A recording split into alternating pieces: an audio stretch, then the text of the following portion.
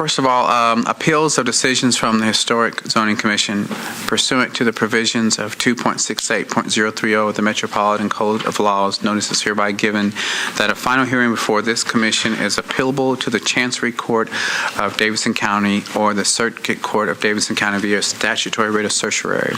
You're advised to seek your own independent legal counsel to ensure that your appeal is filed in a timely manner and that all procedural requirements are met. You should also seek independent legal advice regarding the applicability of the writ of certiorari to the specific decision of the Historic Zoning Commission. Okay, we're going to start with the consent agenda. Items on the consent agenda will be voted on in a single time. No individual public hearings will be held, nor will the commission debate these items unless a member of the audience or the commission requests that the item be removed from the consent agenda. Right now, we do know that 513 Fatherland is off the consent agenda, and we will read it. We will review that one.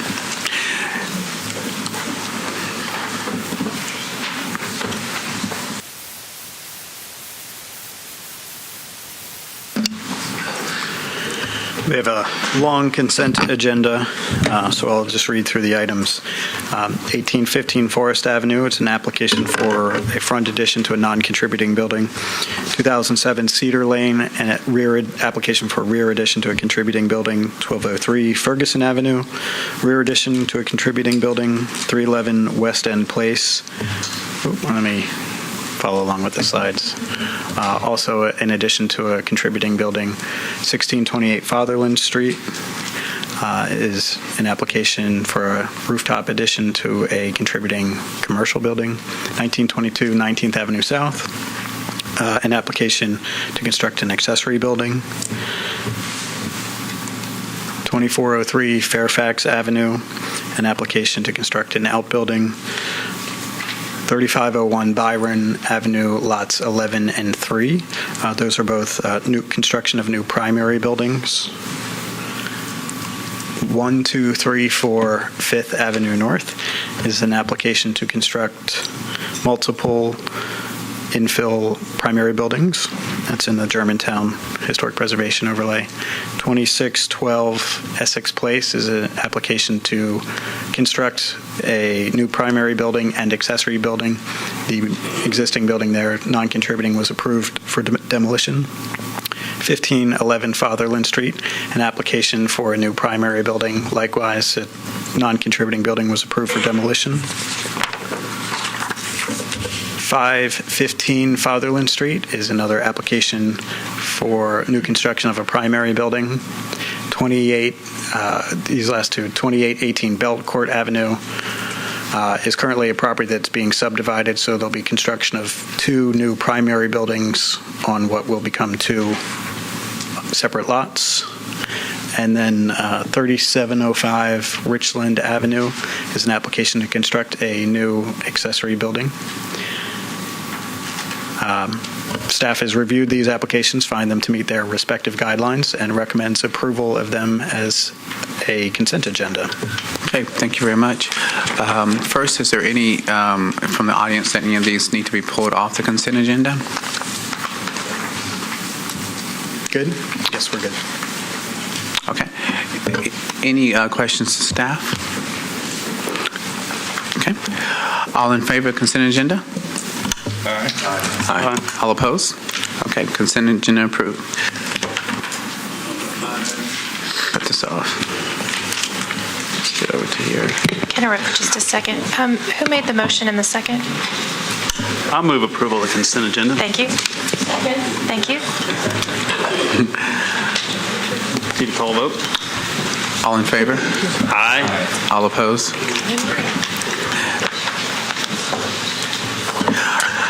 Okay, also off of the agenda is going to be 1423 Ordway Place is off the new business agenda, and 1517 Paris Avenue. And I guess the first thing we'll listen to is 513 Fatherland. That's off the consent agenda. Yeah, so 513 Fatherland Street was pulled off the consent agenda because we received comment on the application this morning or late last night, early this morning, and we had forwarded to you via email those comments. 513 Fatherland Street is a vacant lot. The lot has been empty since prior to the creation of the Edgefield Historic Zoning Overlay in the 1970s. The commission just approved, as part of the consent agenda, a similar house, although slightly different, next door at 515 Fatherland. This is one site that is going to be, it's currently one lot, although it used to be two lots, so it's going to be redivided again into two separate lots with two houses constructed. So again, 515 Fatherland was just approved as part of the as part of the consent agenda, and here's the application for 513 Fatherland Street. The arrow is pointing to the house that we're considering right now at 513 Fatherland Street. The infill will be centered on the lot and will meet all base zoning requirements for setbacks. The front wall of the house will line up with the front wall of the historic house at 517 Fatherland. A parking pad is proposed for the rear of the property, accessed via the alley. Staff asked to review the parking pad material and any other site features for the site. Here are the floor plans. The infill will be 2 stories tall with a maximum width of 35 feet 3 inches and a maximum depth of 64 feet 5 inches. It will have a porch depth of approximately 8 feet 4 inches. The infill is proposed to have a maximum height of about 32 feet above grade. The structure's height will be minimized by the hipped roof form, which ensures that the maximum height is not reached until 26 feet behind the front wall of the house. The massing of the structure is broken up with a projecting bay. The projecting bay is lower in height with a ridge height of approximately 26 feet from the grade. The projecting bay is proposed to be clad in brick, whereas the rest of the structure will be clad in cement fiberboard with a 5-inch reveal. Although changes in material typically happen at floor lines, staff finds the use of brick on the bay and siding for the rest of the structure to be appropriate because the projecting bay is separated from the planes of the rest of the house and will read as its own feature. Other known materials include a split-face block foundation, asphalt shingle roof, and wood windows and doors. The windows at the front of the structure and on the front half of the side facades are generally taller than they are wide, and thus meet the typical historic portions and rhythms for openings. Here are the side elevations. The windows on the side facades towards the back of the house are smaller than is typically seen on historic structures, but staff finds them appropriate since they are beyond the midpoint of the house and will only be minimally visible. There are no large expanses of wall space on the infill without a window or door opening. Here are some context photos. This block of Fatherland Street doesn't have a lot of historic context. Next door to the empty lot are 2 one-story historic houses. And then across the street at 538 Fatherland is a 2-story historic structure. Staff has found that the property at the proposed infill of 513 Fatherland has a very similar height to the historic 2.5-story house across the street, and its scale and width and depth match, basically all 3 of the houses, or an average of all 3 of those houses. So, in conclusion, staff recommends approval of the project with the conditions that staff review and approve a brick sample, the window and door specifications, the asphalt shingle color, and the material for the porch steps, porch floor, porch columns, and rear deck and deck railing. That a row lock on the projecting bay continue on the left elevation, that the utilities be placed in the rear of the house or on a side facade beyond the midpoint of the house, that staff review and approve the walkway and parking pad materials, and that staff review and approve all appurtenances for the site, including but not limited to lighting, fences, and other landscape features. Okay. Any questions to staff? I would make a question or confirmation that Sure. staff finds the height, building shape, and roof shape to be compatible, but not contrasting greatly with those surrounding historic homes? That is correct. In particular, we are looking at the structure across the street at 538, which is, although it has a much larger number, it's not directly across the street, but it's just kind of catty corner if there was a street there. That the height matched that. It was very similar to the height of that house, and that the width and the depth were similar to the houses at 517 and 519. Any more questions at this time? Okay. Is the applicant here? I don't believe the applicant is here. Okay. Would anyone like to open public hearing to speak for or against this project? Okay, close public hearing. Discussion?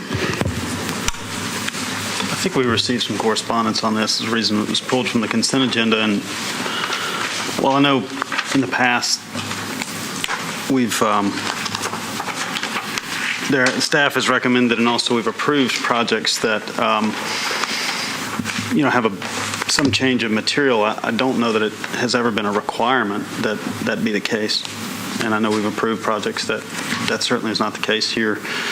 On this project, there's an indication with the row lot course of some sort of break. You don't get a completely uninterrupted, expanse of material. And form-wise, just a little brick bump on the front. Houses are nearly the same in plan, and so this will give some variety to not dropping, two houses that are identical but mirrored right next to each other. I think it'll be preferable than changing back to a hardy plank, which the house next door does. I don't see a problem with it. Is this correspondence we received within the last, say, 24 to 48 hours? Letters? It was forwarded yesterday. Okay.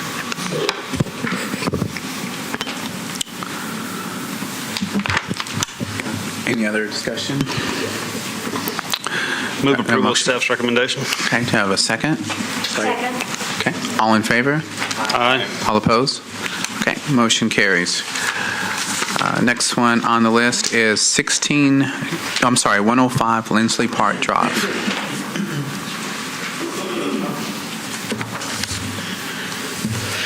All right. This is an application to demolish the house at 105 Lindsley Park Drive and to construct a new house on the property. The existing house shown here has typical craftsman-style features, including 3/1 windows, bracketed eaves, and exposed rafter tails. The foundation is continuous brick with cedar piers, and there are brick piers on the front porch. Currently, the siding is vinyl, and the roof is asphalt shingle. Based on the architectural styles, the context of the street, which we've described in the staff recommendation, and the development pattern of the area, we're fairly confident that the building was constructed circa 1930 and has not undergone any major alterations that have changed its form or character. And therefore, we find the house to be a contributor to the historic district. Because the house contributes to the character of the district, staff finds that the application to demolish meets Section 4B2. Sorry, this is taken from the wording of the design guidelines, which is a little bit awkward. Staff finds that the application to demolish does not meet Section 4B2 for appropriate demolition. It meets Section 4B1, which says that a demolition of a contributing structure is not appropriate. So, again, apologize for the language, but that's just how it comes from the guidelines. In addition, the applicant has not submitted evidence sufficient to indicate that a denial of demolition would result in economic hardship. As I said, there were also plans for new construction that were submitted. New construction, staff finds, is not appropriate at this point because the contributing structure that does not meet the ordinance's requirements for demolition. So staff recommends disapproval of that new construction. So to sum it up, again, staff recommends disapproval of the application to demolish the contributing building at 105 Lindsley Park, as demolition meets the section of inappropriate demolition and does not meet the section that says demolition is appropriate. Staff recommends disapproval of the new construction as well, since new construction would require demolition of the contributing structure. Make sure I understood. So you did say there. Yeah, it's a contributing structure. It's a contributing that building. did not meet the requirements of demolition for a contributing structure. Correct. Okay. And there were no hardship information provided? There was a cover letter, but the materials required or the information required for that determination includes an engineer's report and some other supplemental information that we've not received. So there was information, but not enough information. Okay. All right. Any other questions for staff? I was curious, what are we looking at in this photograph? Are they demolishing the house? That is in the process of tenants being evicted by the sheriff's department. But the structure itself is what we're looking at, obviously. So, and the applicant is here if you have questions for them as well. Any other questions to staff? Okay. Yeah, please. This is my third time here. I'm still getting it down. I wanted to ask, I've looked at this, and the architect is this Mr. James Ritchie, isn't it? That's the owner of the property. Zach Okay. Provanci is the architect. Okay, thank you. And it's your contention that it's not sufficient for an owner to give the details about economic hardship? It would take an engineer? That would be one of the first things that required would be an engineer's report detailing the structural soundness, essentially, of whether or not the building can be. I'll jump in on it if you don't mind. Interject there. We didn't have a complete application to determine economic hardship. So instead of it being before you as an economic hardship case, it is before you as whether or not it's a contributing to the historic character case. Okay. That makes sense. All right. Because they're separate sections of the ordinance. Two separate sections. Yeah. So not an incomplete application for economic hardship, so it's before you as whether or not it's historic. If it was a complete application, would that change it? We don't know because we haven't seen a complete application. Okay. We would need that in It order could. to analyze it and assess it. Okay. Thank you for that clarification, because I was not sure. I thought we were proceeding on an incomplete application. Yeah. Okay. Okay, thank you. If I can, real quick, the pictures we're seeing on our screen here, just so I don't get confused, the black and white, is it the same house long ago, or is it just something comparable? No, yeah, the black and white is the same house from 1986, I believe. It's fairly same form, but I guess the porch columns had been replaced since then. That's the first thing that jumps out to me.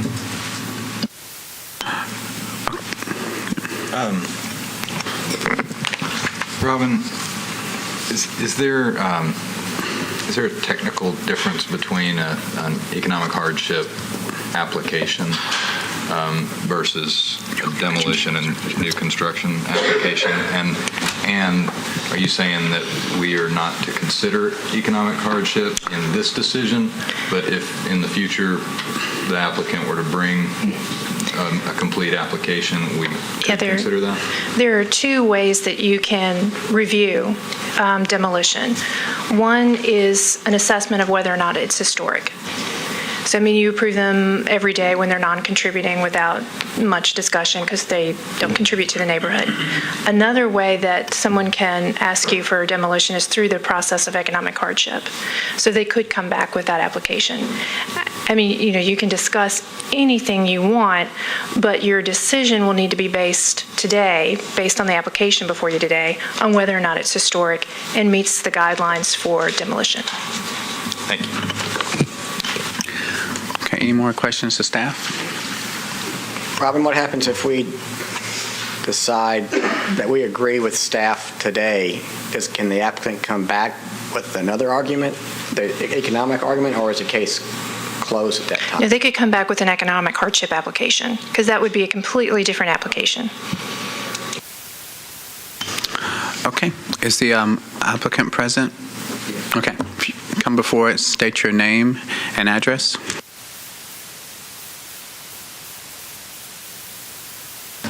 Okay, my name is Jim Ritchie, and I actually represent the owner. My address is in 4124 Aberdeen Road. The current house that you see, to give a little bit more detail on what you're looking at, is the day he actually was evicted. We went through a 4.5-month process of eviction. The eviction process is not very pretty. Basically, the concept is to get everything out of the house. The house on the right you see is 1986. Certainly, it's similar to what you see circa 1930. Hard to tell what it looked like then. I don't know. I was given about a day and a half. In fact, that day that you see that photograph there, I called Mr. Alexander and asked him to if he could be present to kind of see where we are, knowing that happened on a Monday. Everything that I had to submit had to be in by Wednesday. I couldn't even get into the house. The gentleman that lived there that paid no rent, and certainly after 4.5 months, he was not in a hurry to get out. He wouldn't even answer the door. So, having purchased the house, which was for $125,000. Is probably quite a bit more than what the value of the house is through an inspection that both Mr. Alexander and I did, as well as the architect. The house doesn't. It's in lieu of just being an eyesore at its current state. It's uninhabitable and can't be rented out at this point. The economic hardship, which I quickly provided just from my experience, and I've been a general contractor for 20 years. Excuse me. I tried to get some numbers in so I could submit them to kind of let you know where we are with it. The realtor supplied the current value of the house at $70,000. I'm asking I'm trying to kind of speed the process up just a little bit. Obviously, it would be another month, probably another month and a half before I could do any more with it. There's nothing about the house that meets codes. Upon inspection, there were wires, extension cords that ran pretty much everything on the radiant heat. There is no heat and air system. It was short of, and not trying to be funny, it was a pigsty. And what you see there is the gentleman's personal belongings, which if you go out there and you drove by it today, you would probably see about 75% of that. What you don't see is most of his stuff is over to the right. Contributing factor versus non-contributing factor, the term alone, and I know how it falls within historical society and how that works, but as far as being contributing to the neighborhood at its current state, it's not. We did have a structural engineer do a report. Unfortunately, I didn't receive it till after that Wednesday, so I mean I have it if it could be reviewed.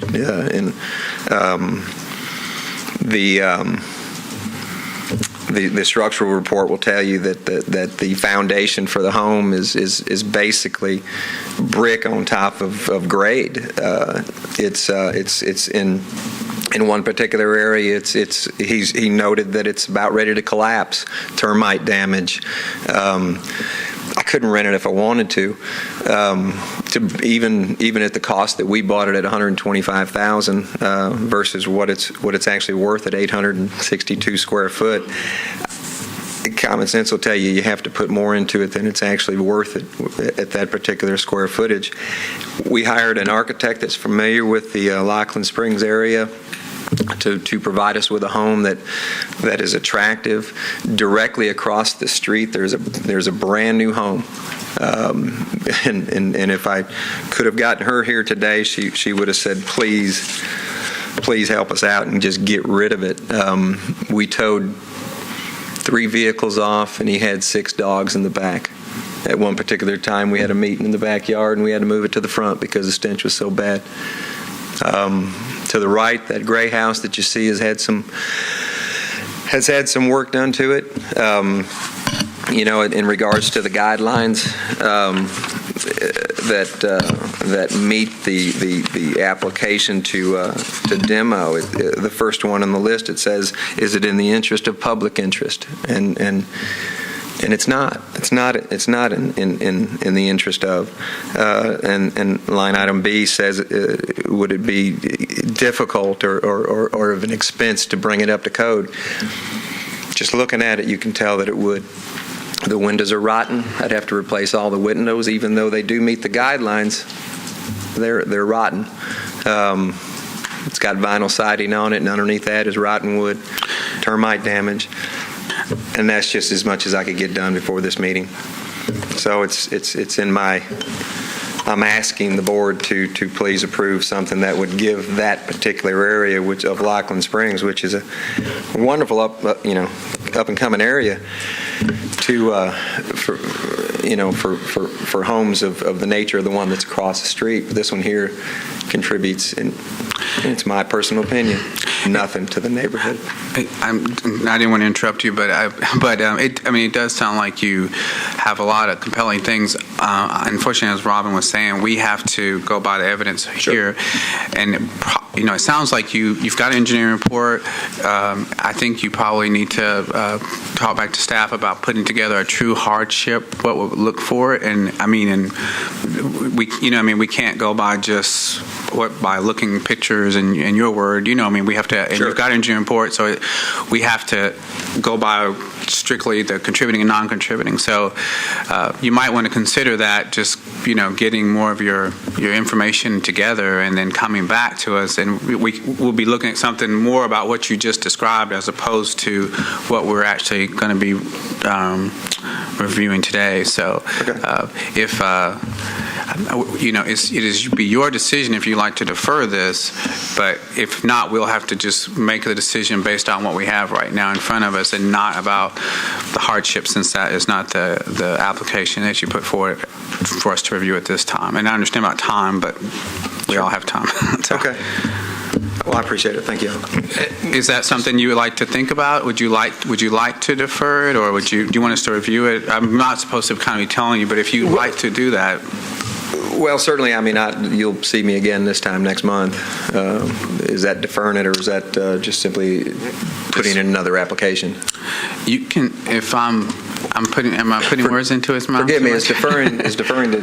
You could defer this application that's before them, or they can rule on it.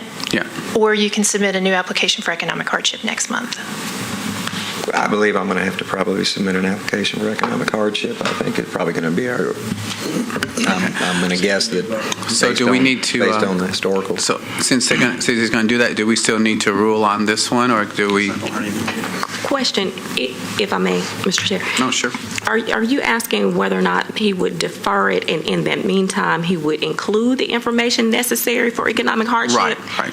Okay, because I don't know, I just didn't know if that was clear or not, because it was my understanding that if he... It's a separate application. It's a separate, okay. That's the part But it still takes place third Wednesday of next month, correct? Okay. Thank you, Robert. So we would need to review this one still. We still need to rule on this one. Well, I think if the applicant has requested that So you not make a ruling, you don't so need it's to. withdrawing it. But I do think that we would need to continue with the public hearing. There may be people here who'd like to speak. Sure. Okay.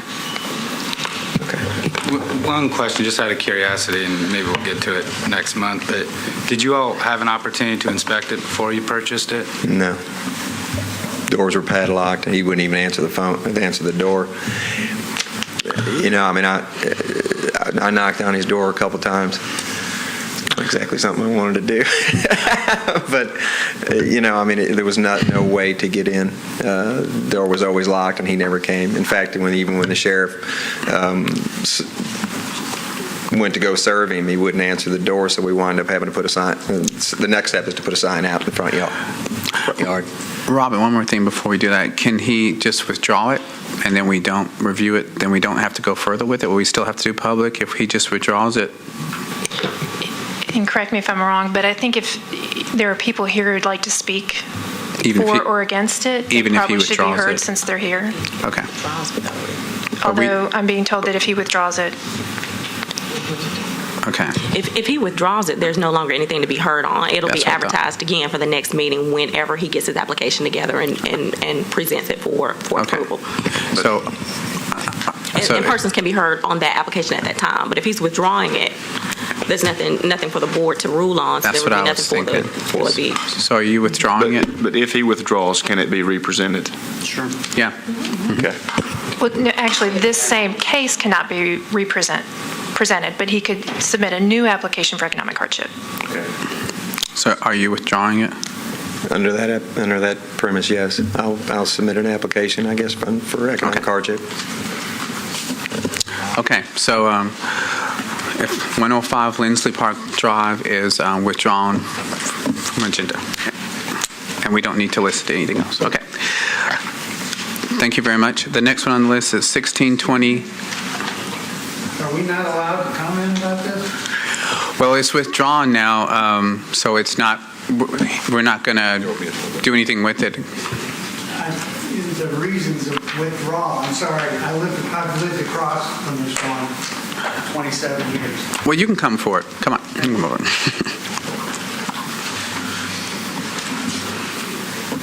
Since you've come down, we'll definitely listen to you. So just state your name and address. Bob Borzak, 1503 Woodland Street. I've lived across the street from this house for 27 years.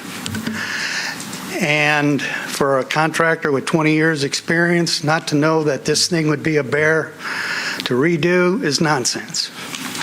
I mean, you can see just from looking at it, it's going to be. My house was condemned before I bought it. And in equally as bad shape as this thing is. But I went ahead and did it. But the fact is that even allowing that is outrageous to me. And I don't know what it means by economic hardship. Does that mean he's going to be allowed to go beyond the design guidelines just because he can't afford to rebuild it as it is right there? No. What economic hardship, he just has to prove that, and I don't know, Robin, why don't you be more specific about it? Sure. It's not the economic hardship of the property owner, but of the property itself. So if the rehab outweighs the value, then they've potentially made an argument for economic hardship. Well, we still rule on that. I understand. Okay. They'll review it, they'll make a recommendation, and we'll review it. Well, the problem is there's a variety of things that are going on here. Number one, the house that was next door to me was actually smaller than that one. And they tore down everything except the front facade and kept the imprint of the original foundation there and then turned it into a 2,700 square foot house. And they managed to do it. And it can be done, preserving the architectural integrity of what's sitting there. And it's not for this person to judge whether or not this is a contributing structure. Historic has decided it is. And that should be the end of it. We should support them on that. It is a supporting structure. This particular block, if you're familiar with this thing, I think there's 6 or 7 houses on the same side of the street as this one is. Every one of them is less than 2,000 square feet, and I would venture to guess, without going over each one, probably several of them are less than 1,200 square feet. It's one of the last streets in Lockland Springs where somebody could actually move into Lockland Springs and still afford to do so, because the houses are small. If we start allowing these McMansions back in here, this 2,700 square foot thing that he was proposing, you're taking that market out, period. And the affordability for that rest of the street is destroyed. This was already done at 104 Lindsley, much to my objections. And when I confronted staff on that after it was built, I said, why did you allow such a thing to happen? It's clearly against the design guidelines. This is talking about 104, this big 2-story green structure. And they admitted that this was probably a mistake, but their excuse at the time was, well, there's something nearby that was close to this. There's nothing anywhere nearby, blocks away from there. There's not. And the guidelines clearly state adjacent, not nearby. The nearby statements are in other historic districts, but not in ours. That hasn't been changed, and I don't expect it to change. But regardless, thank you very much for, I mean, I Did I use appreciate up you my coming. time on that thing? Yeah, it's your time, but I appreciate it, and thanks for hearing it, and we will, we'll see what happens on it for next time when that's reapplied. Okay, Could I add something? if you insist. Sorry. I just want to make sure everyone's aware, too, that any new structure, if we ultimately approve the demolition, any new structure would absolutely have to meet the design guidelines for the district. Okay, 1620 Holly Street.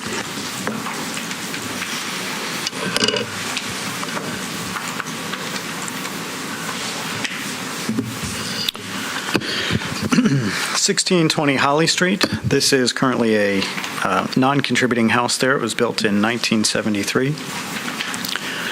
A proposal for an upper half-story and rear addition was approved on this lot, or on this house, in 2001, and then a permit for that work was reissued in 2010, but that project was never undertaken.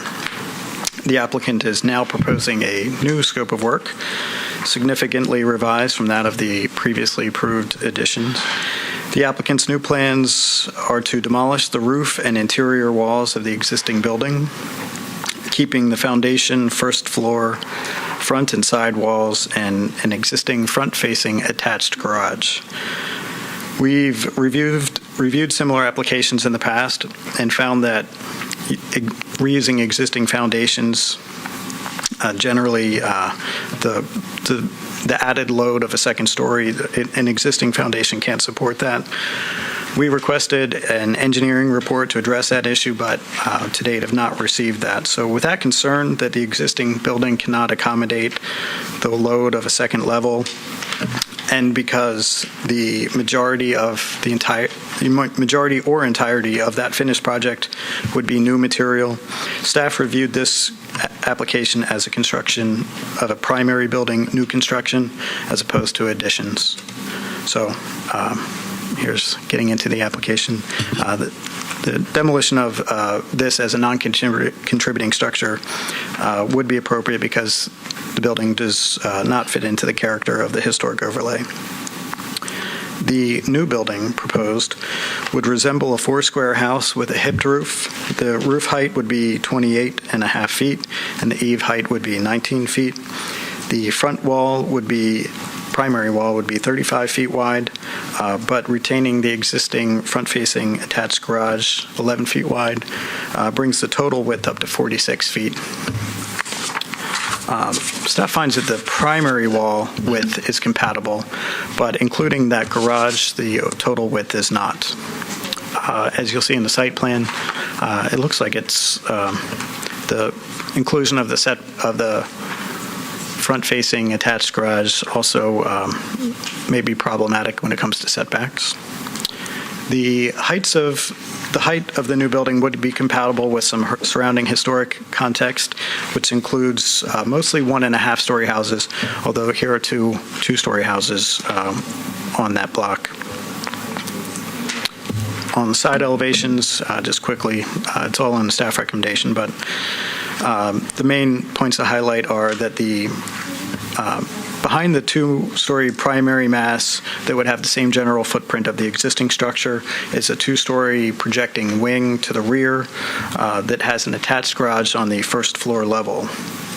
Staff finds this scale of this to be inappropriate because the long wall and the long roof line of the east elevation doesn't have any breaks or articulation, and the scale essentially is amplified because of that attached garage at the rear, which you see there. Staff finds that the scale would be much more compatible if this rear projecting wing were downsized or mainly by eliminating the attached garage. Also, just going through on the side elevations, the foundation height on the house shown as reusing the existing brick veneer is typically you see foundation have a different material than a primary building. So we think that the foundation height on the house should be indicated on the exterior by either a change in material with and or I guess a a row lock or a water table. The front porch addition there has split face block, and that might be an appropriate material to be used continuously on the foundation. Additional windows on the sides are needed for the window pattern to be compatible. The upper story has an appropriate window pattern, but the first story does not. On the front elevation, windows appear to have shutters. Shutters should be eliminated or designed to be operable. In that case, they would be appropriate. On the materials, the textures, details, colors, including the siding texture, the reveal of the siding, the material and colors of things like the foundation and the brick stain, windows, doors, roof, sidewalks, etc. Pretty much all of the materials that aren't called out could be approved administratively. And staff also noticed that it doesn't appear that the corners are mitered on the upper story, so if that's the case, then corner boards should need to be added there. So along with those material conditions and the scale that we've discussed, generally the character of things like the roof form and height, window pattern of the upper story at least are compatible, but those conditions would need to be met. Historically, it's typical for lots in Lockland Springs to have a primary building at the front and a detached accessory building at the rear.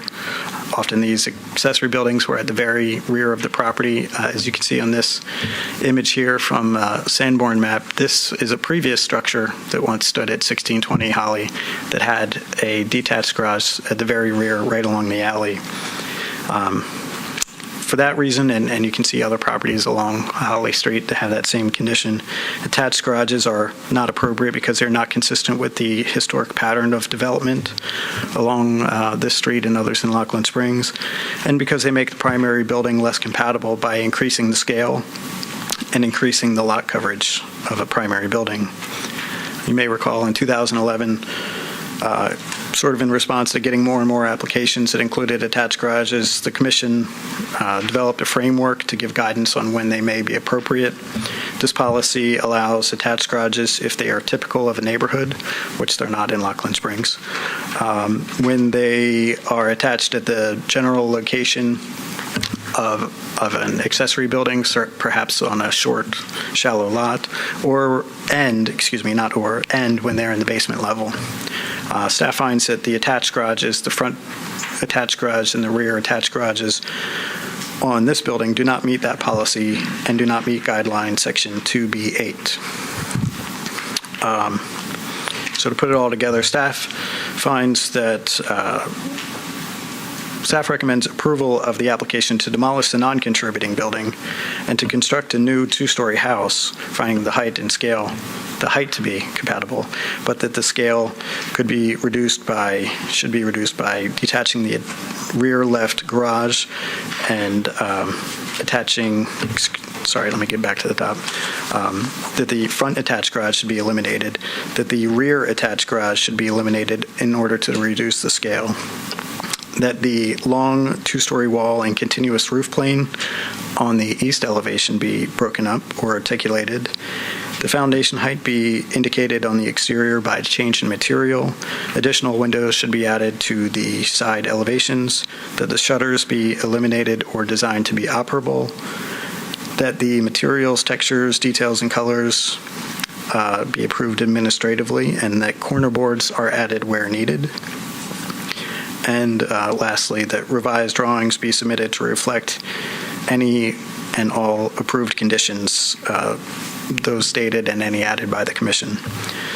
With those conditions, staff finds that the application would meet the design guidelines for new construction in Lockland Springs and would recommend approval.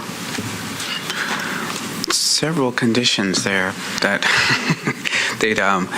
I don't think we are looking at what this house is going to be after all the conditions are to it to really even be able to say anything, but that's my comment. Any questions to staff? Do you have a photograph of the adjacent buildings? I think there's one in your in the staff recommendation packet. Is there not?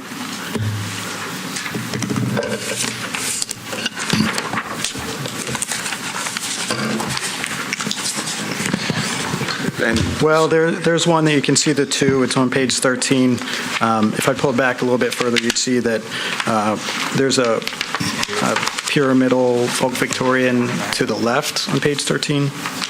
And then the two-story house, 1624, is one more to the left of that. And the argument with the garage, I noticed on here it says front facing. Front facing means rear of the house, front of the house. Doesn't matter if it's an attached garage. It's off limits in this, under these guidelines in this neighborhood. Typically, because it's not. So we're looking for a detached garage, period. Correct. Okay, thank you. With all the conditions, was there an opportunity to talk to the applicant about these changes? We've had several meetings with the applicant going back to the fall of last year, making those suggestions and recommendations. But they wanted to pursue the current design to the commission.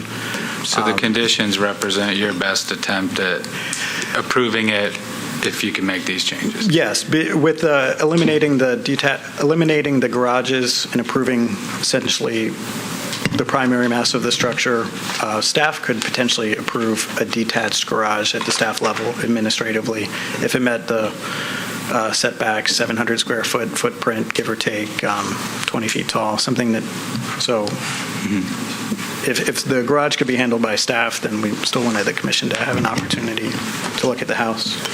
I commend staff for trying to find a way to create a recommendation that could be submitted for approval, but to me there's so many conditions we don't even know what we would be approving. So I agree. Then there's there's adding windows, but anyway. Before we end discussion. Yeah, sorry. Is any more questions to staff? Oh, I'm sorry, ma'am. I just wanted to let the board know that I have been contacted by the applicant's attorney. I was contacted approximately a month ago, and the attorney was going to provide information to me to review, since I advised the staff and advised the commission to see if there was some type of resolution that could be made short of coming to the commission. I just received information that she thought she had sent me the information and she had not. So apparently she sent it late yesterday afternoon, and it was pulled together by my staff person today, and I'm just now getting an opportunity to look at it. And as he was giving his staff report, I realized, I brought it with me, but I realized that was in fact the one that she was trying to see what could be agreed upon short of a commission decision. Now, I say all that so that the board knows that discussion is happening out there, since I do advise the board. I have not had an opportunity to review the information that she has sent because I just got it. But I'd be more than happy to do that if the applicant wanted to defer so that I could work with his attorney and then make a recommendation to staff. He does not have to do that, and he can proceed and allow the commission to make a decision today based on the information that's provided. But I did want to make sure that the commission was aware that conversation is going on. Okay. Would the applicant like to come forward and discuss that at all? Is the applicant here? The applicant that I've been working with or had met does not appear to be here, but I don't know who the lawyer may be, so, okay. Raise your hand once, twice. Okay. All right. Would anybody like to speak on or for or against this project? Okay. Close public hearing. Discussion? There are some awfully significant issues with this. The first, which was mentioned, is the ability of the foundation of this house to support a second story. And that's a pretty big issue. That's not a pretty big, it's a tremendous issue. And if it won't, then, or if even construction has started and suddenly, who knows what this will look like by the time it is finished. And it certainly won't be a scenario where something would be approved and then constructed. I fear what could happen. Also, that being said, things like the approval of a masonry color on this house, the existing house, non-contributing house, and the masonry colors, I'm not aware that we would approve that masonry, and one of the things that's not indicated here is there an attempt to match that masonry, or the wall is completely flush? There's no indication of where new and old tie together, how that would happen. In addition to all the other items that staff has brought forth on this project, it seems, I appreciate the attempt. It seems potentially problematic, very problematic, practically. With the list of recommendations that aren't being met and the plans that we're looking at that are so far off, this has to go, in my opinion, back to the drawing board. So, would you like to make a motion? Motion to disapprove. Do I have a second? Second. All in favor? Oh, excuse me, more discussion? Point of order, given it. All right, further discussion, maybe not point of order. Is there,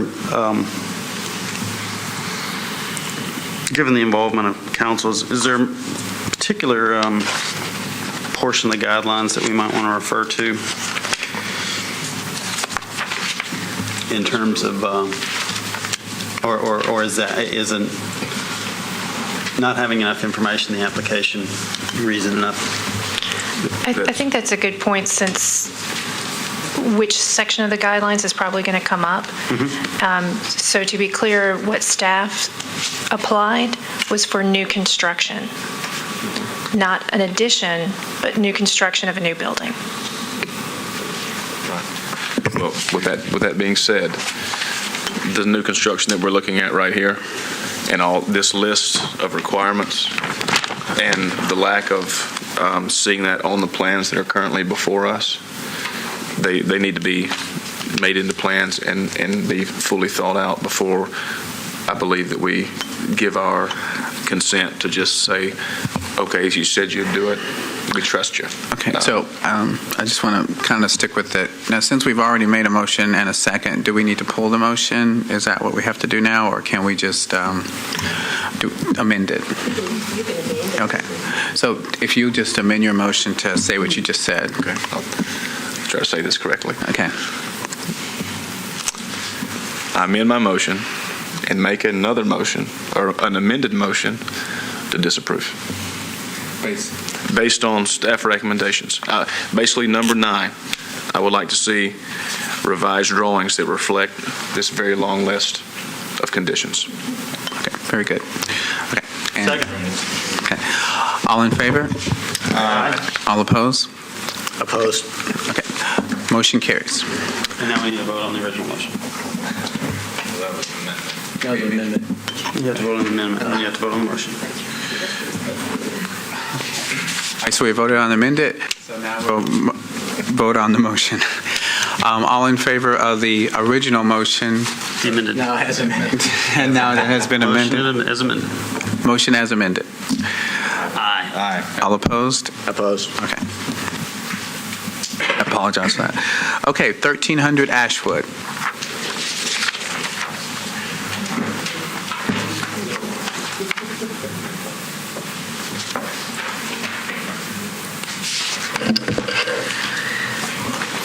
Ashwood is a circa 1935 historic house. The commission approved the reconstruction of the house's front dormer and porch in November 2012. As you can see in the photo, the site at 1300 Ashwood is steeply sloped from the front of the property to the rear. There's a change in grade of approximately 12 feet from the front right corner of the house to the location of the existing accessory structure, which is marked with the arrow in the rear of the property. The application is to build an addition to the existing accessory structure, which is not historic. Because of the changes to the existing accessory structure were so substantial, staff applied the guidelines for new construction in reviewing the project. Staff is recommending disapproval of the project because the height, scale, roof shape, and proposed setback reduction are not similar to historic street-facing outbuildings for primary buildings and of lots of similar size. So the site is located at the northwest corner of Ashwood and Eastwood. The existing accessory structure is located at the rear of the property and is accessed via the side street. The proposed addition will add approximately 370 square feet to the 330 square foot structure. It will have garage doors facing both Eastwood and the alley. Base zoning requires that for a corner lot like this one, the garage be located 20 feet from the side street property line and 10 feet from the rear property line. The existing structure does not meet the base zoning setbacks. It sits on the eastward property line and is 6 feet from the rear property line. The addition requires a setback reduction because it is proposed to be located just 1 foot from the side street property line. So kind of to make that a little bit more clear, the addition is only 1 foot from the side property line. It's supposed to be 20 feet according to base zoning. The addition does meet the base zoning requirements for setbacks for the rear from the alley. Staff finds that the proposed setback reduction is not merited in this instance because locating the tall accessory structure so close to the side street will only emphasize its out-of-scale height relative to the house. Staff finds that the proposed setback reduction does not meet sections 2BB and 2BI1 of the design guidelines. Here is the alley elevation and the house facing elevation. Staff considers the drawings to be incomplete because they do not have the ridge heights of the proposed structure relative to the grade called out. In addition, they do not make clear how the structure will interact with the site's slope. No drawing showing the relative height of the historic house to the height of the garage was submitted. So what we were looking for was a drawing that would show with the slope what the height of the historic house is and what the height of the new accessory structure would be. The relationship between the house and the accessory structure is critical to the understanding and the massing of the project, since the design guidelines require that new outbuildings be similar in scale and height to existing outbuildings, which are typically subordinate to the primary dwelling. The owner of the property, who is not the applicant in this project, submitted drawings in November 2012 for the dormer and the porch changes, and those drawings indicate that the primary structure is approximately 26 feet tall if you take it relative to the grade at the midpoint of the house at the peak of the gable, or you could say it's 28 feet tall if you're measuring it from the front of the house because of the grade. There's a slight difference. Staff examination of the drawings for the garage indicate that the structure will have a ridge height of about 27 feet 6 inches, possibly more. When the substantial slope of the property is taken into consideration, it is likely that the accessory structure will be more than 10 feet taller than the historic house.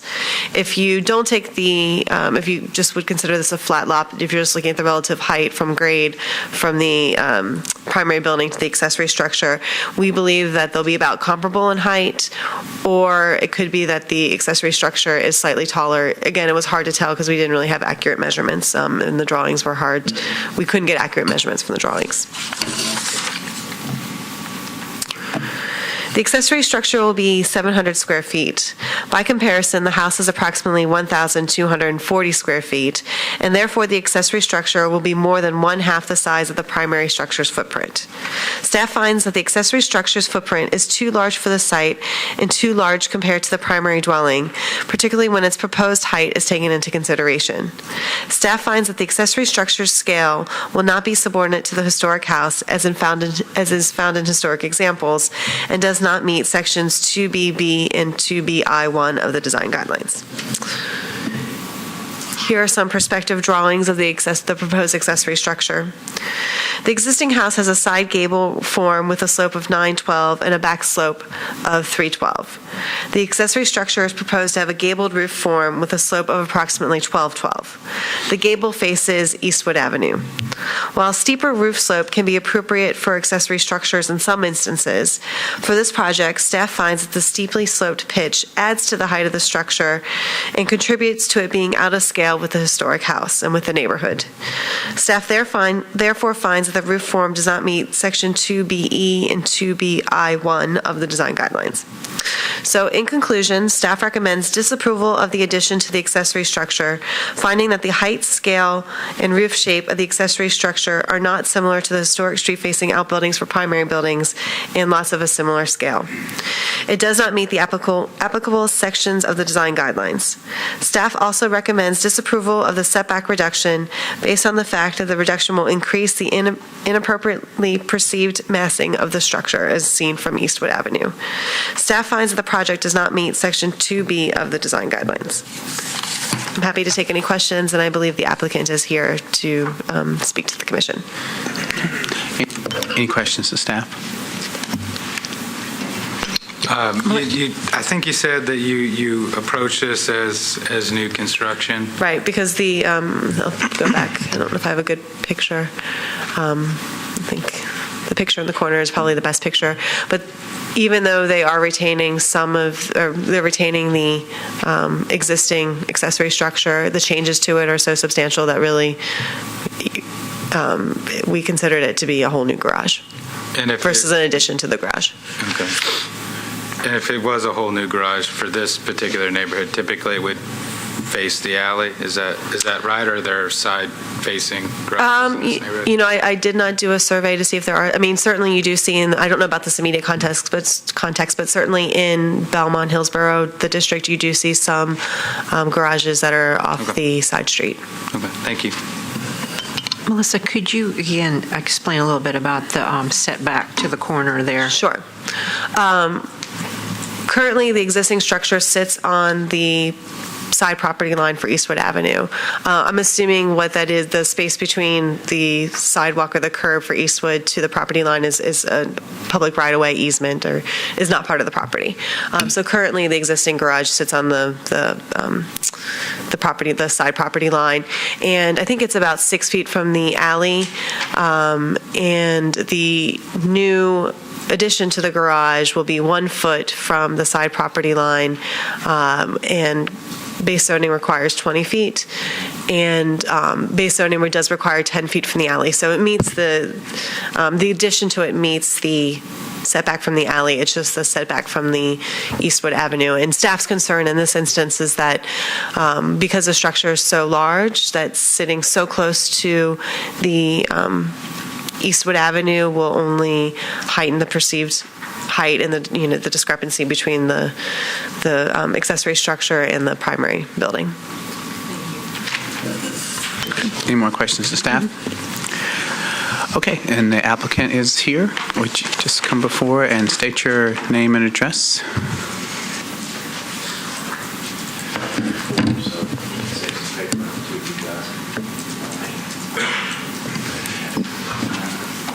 Good afternoon. My name is Matt Schutz, and I work with Blaine Bonadies at Bonadies Architect.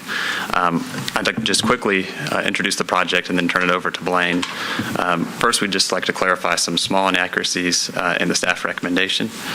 The height of the historic house ridge is about 28 feet from grade or 30 feet from grade at the house front, while the maximum ridge height of the proposed garage is closer to about 26 feet 6 inches from ridge to grade. The height measurements provided by staff are from a previous project and designer. We're not sure how the previous design team arrived at their numbers, but they didn't match our measurements that we took on site. Also, the new portion of the proposed garage steps back 2 feet from the face of the existing garage rather than just 1 foot, as stated in the staff recommendation. Additionally, I just wanted to mention that the eastern property line already sets back a full 15 feet from the edge of Eastwood Avenue on the side. And with that, I'll turn it over to Blaine Bonadies.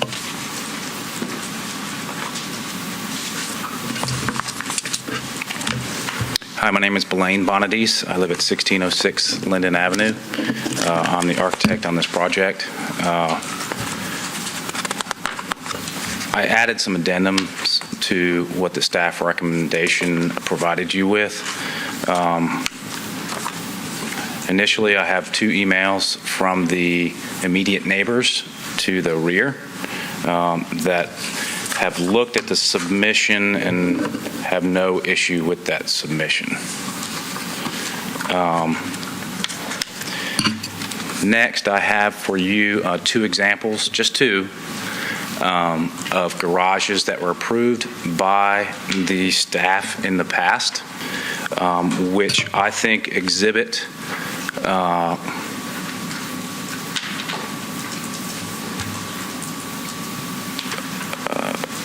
less desirable conditions than what we're proposing. In particular, the height, the scale, the relation to the existing house, not to mention the fact that we have to deal with a slope here that is, at least under the bulk zoning regulations, is considered a hardship. We have from the rear left corner to the right front corner a 21-foot grade change.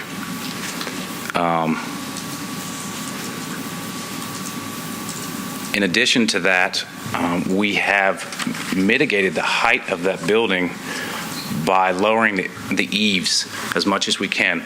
In addition, the existing garage remains at one level. The addition steps up the grade so that, again, we can mitigate that height. The eave height drops considerably once we get further up the grade.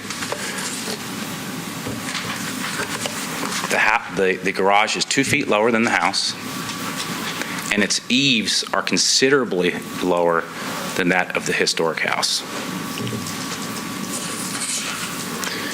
You also have before you a proposal of a house that is currently under construction. The foundation is already in place.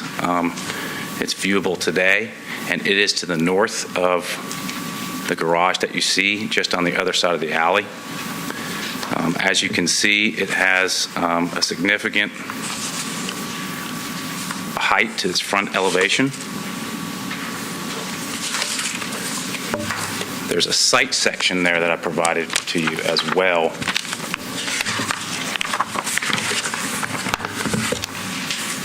Which demonstrates, I think, what the staff was saying was lacking in our explanation. One thing to note is that as a consultant for this project,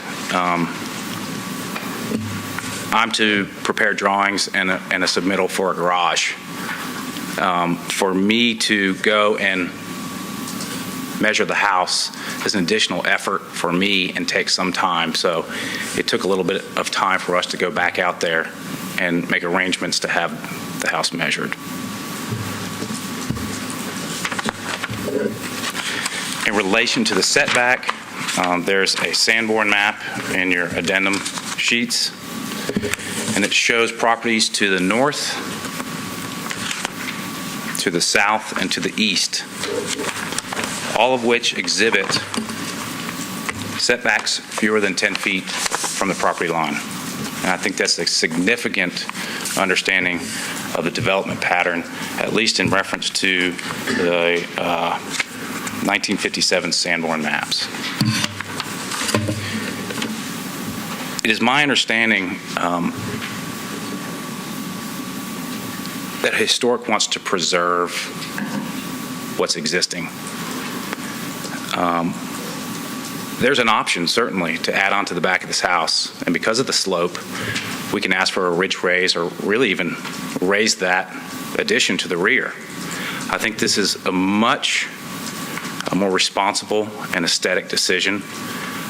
We do have that hardship of the slope of the lot. There's nothing we can do about it, and I don't think that the owner should be punished for living on a steep lot. It's just what it is. If you go down Ashwood to the west, there's garages in the front of that house because of a couple of those houses because of the slope. It's just the only way that you can ingress and egress with a vehicle onto that property. If we were to take that garage and push it to the west or up the page, all we're doing is raising the height of that, and I think that's the more responsible thing to do, considering that we already have that 15-foot buffer. Okay, thank you. Is there any applicant?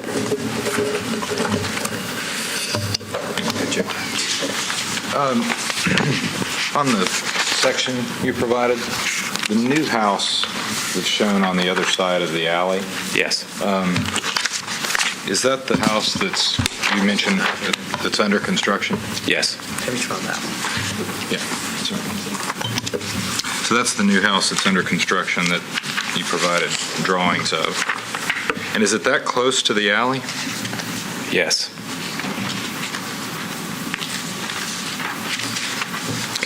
Thank you. The garage faces the alley as well, so we would have sort of mirrored garage doors, if you will, about the center line of that alley.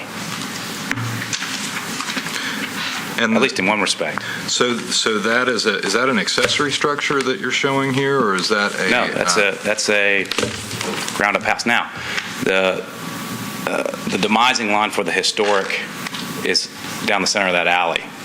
So It's beyond out of that alley is bulk zoning regulations. It's out of the district. Yes. Now, you might say, well, because it's out of the district, we don't recognize that, but you have to recognize context, whether it's in the district or out of the district, and relative heights and such. Thanks. Any more questions, staff? All right. Thanks a lot. Is there anyone in the audience that'd like to speak for or against the project? Okay, close public hearing. Discussion? Robin, is slope a hardship? It is, because of the slope, the garage will be taller. No one's denying that. Our concern isn't with the slope. It's with the height of the house, the garage, and the massing of the garage from its grade, whatever that is. Obviously, it's going to have to be taller. That's not the issue. What is it?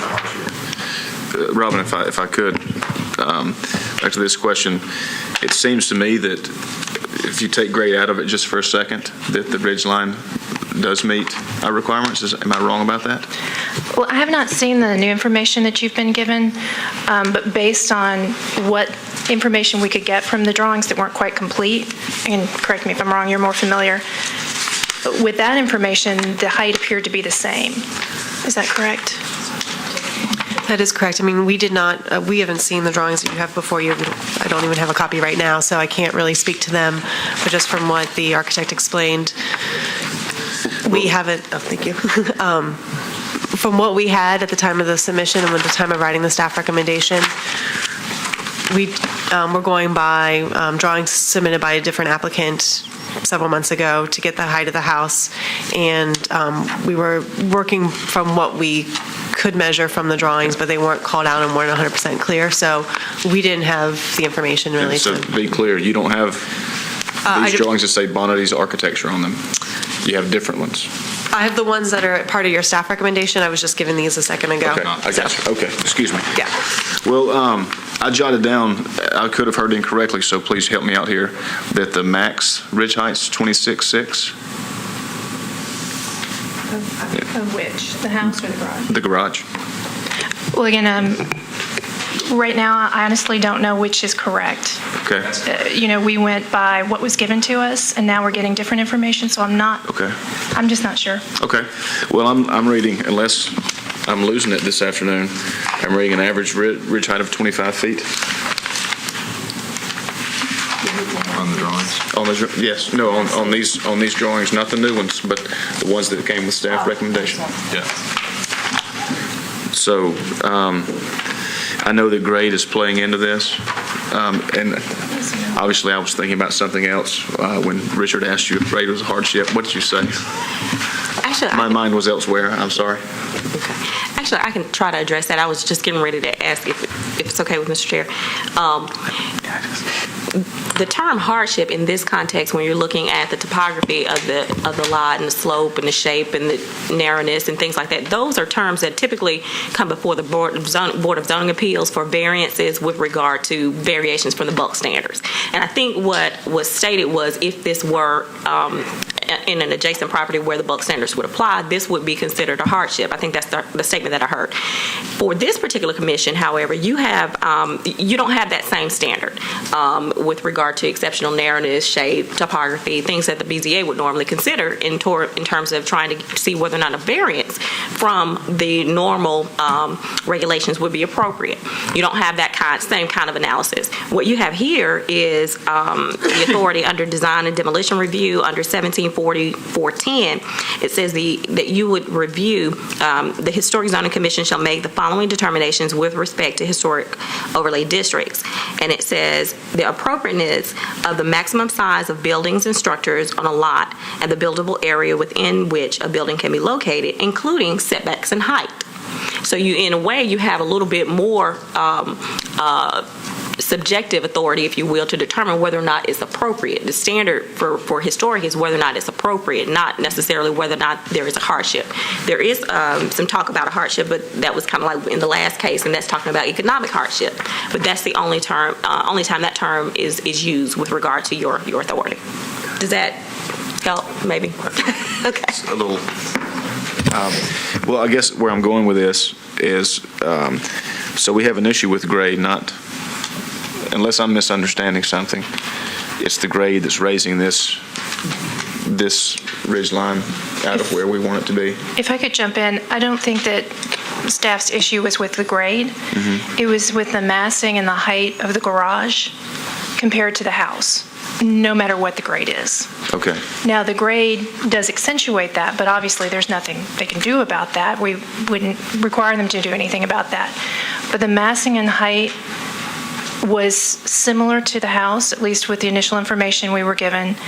And then the setbacks did not seem appropriate to change from bulk zoning because it helped to accentuate that massing and height that was already inappropriate, regardless of the grade. Okay. All right, thank you. You're saying it's just too big.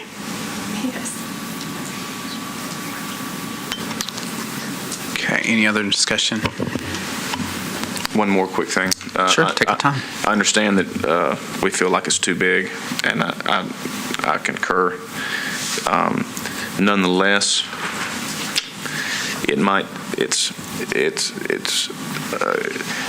it's on the line between historic zoning and bulk zoning. If we can work together and get a few setback issues resolved and maybe scale back a thing or two here and there, I don't find this to be an unwanted addition to either a public street or an alleyway. So I think this is very fixable, if for lack of a better term. If we can come up with some suggestions and work back and forth and resolve some small things, that's all I have to say. Well, I may be asking you for a motion in a minute, but I'm going to see if there's any other discussion about that. Yeah, just sort of further to that point, it looks like from the newer drawings submitted today, from grade in the center, the height is 25.5 feet, which is a little bit subordinate to the existing house if you measure it from the middle as well, but not a lot. And then the footprint of the garage is 24 by 34, which is kind of almost another house. And it isn't the biggest thing I think we've ever seen, but it's big. And it's at the top of a hill, and I think we can take that into consideration that may exaggerate it, so it may not be the best location to have a garage that's on the bigger side. And is this simply a garage, or is it a little more than a garage and we're calling it a garage because it's detached from the house? The applicant has called it a garage. We don't know how it'll actually be used since it's not something that we review. Okay. In consideration of all this, I think it's important for us, the guidelines state a new garage or storage building should reflect the character of the period of the house to which the outbuilding will be related. The outbuilding should be compatible by not contrasting greatly with surrounding historic outbuildings in terms of height, scale, roof shape, materials, texture, and detail. So that's what our discussion has been about. But I think in particular, this is an outbuilding, and that's on which our determination should be made. The other guideline is, I think, outbuildings should be situated on a lot, as is historically typical for surrounding historic buildings. In terms of the setback and looking at the Sanborn maps, I think that's another consideration as to where and how you would locate this, and if the perceived, where the grade I think does come in as seems we're talking about, or something to consider as alternatives to this for an applicant on this site. Anything that's pushed further up the hill raises the floor level of the garage so that, you're not creating a swimming pool in lieu of a garage. And so that in turn might make it taller. I feel like that is part of the context in consideration of the big picture here, or the lot constraints itself. And maybe one other consideration is, if they were starting from scratch, at least I haven't seen this, and I haven't been on the commission that long, but it does have entrances from the side street and the alley, rather than just choosing one. That strikes me as highly unusual, but some others may have a different opinion.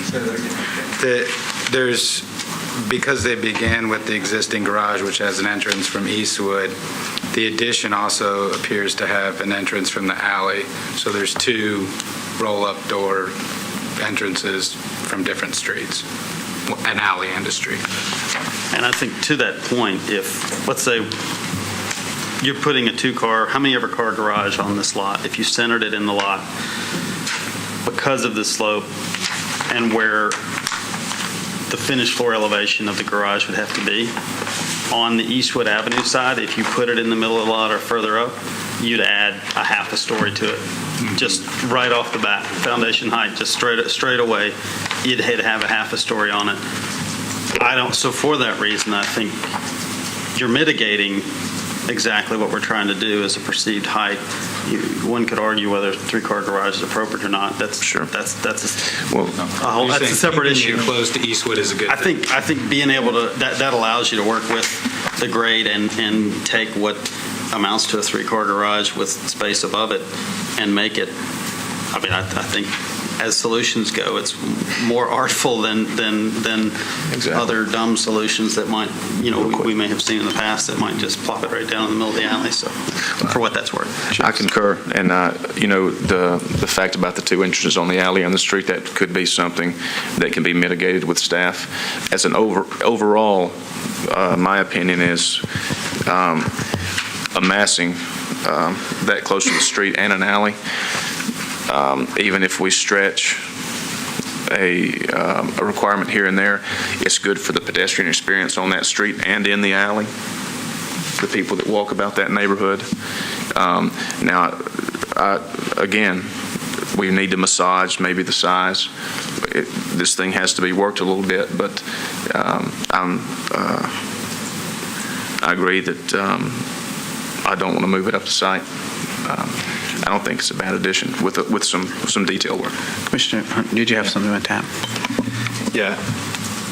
I think I'm agreeing with everything that's being said. I'm just looking at the outbuilding guidelines. A new garage or storage building should reflect the character of the period of the house to which the building will be related. The outbuilding should be compatible by not contrasting greatly with surrounding historic outbuildings in terms of height, scale, roof shape, materials, texture, and details. I find that the proposal meets that. Now we go on in our italicized language, and it said, generally the eaves and roof ridge of any new accessory structure should not be higher than those of the existing house, which these are not.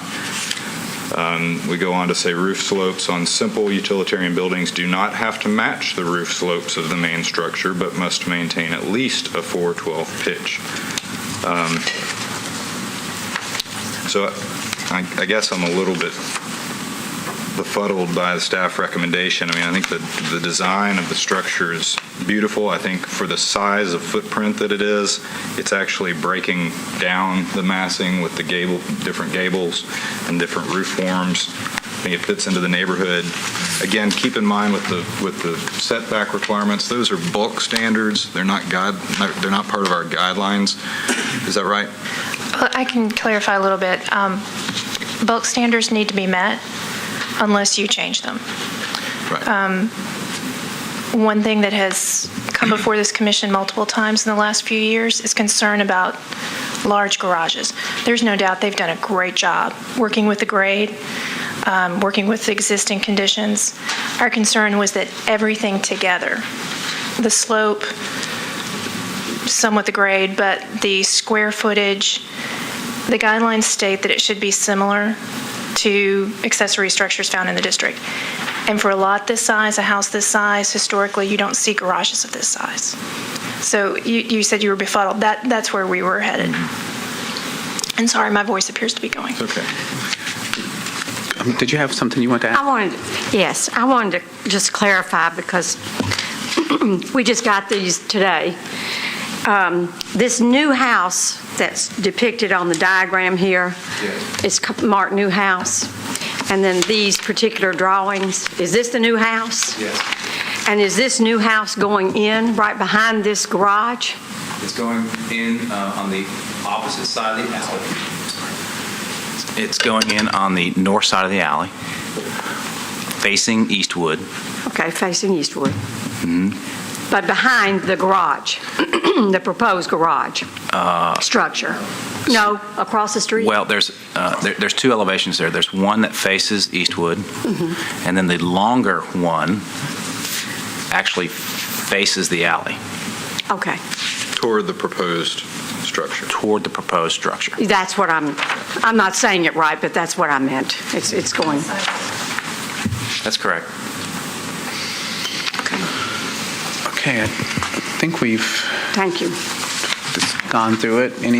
Anybody else, or is anybody ready to charge on a motion? You're smiling.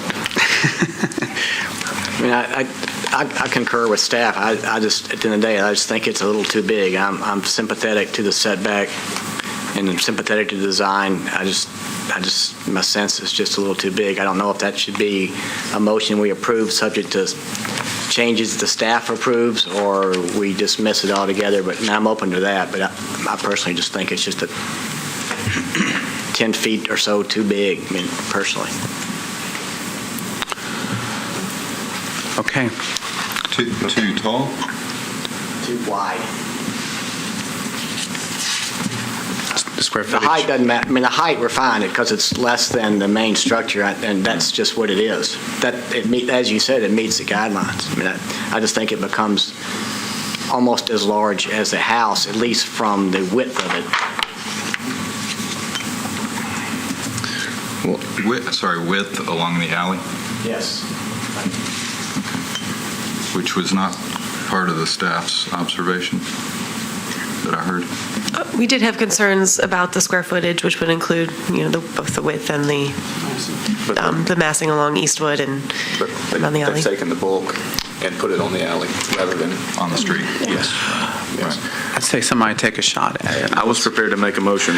And let me just make sure, since we're going against theirs, just say exactly what you don't. Yeah, I know. Okay. I'll do my best here. All right. I was prepared to make a motion that we approve this project with the condition that owner and architect continue to work with staff, do what they can to alleviate some of the concerns that staff has, and keeping the integrity of their project intact. I believe we have a community-conscious owner and a talented architect and a talented staff, and I don't see that as a very tall order. I think that would work just fine. Can we discuss before we?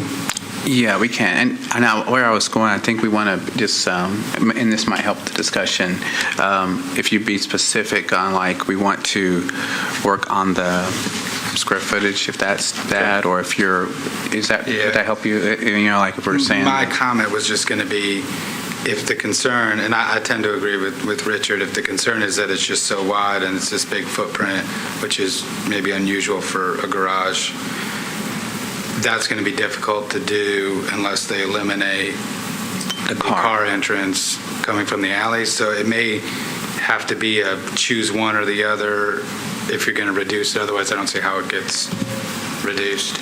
And we will need a second before discussion. I'm sorry. We will need a second on the motion before discussion. I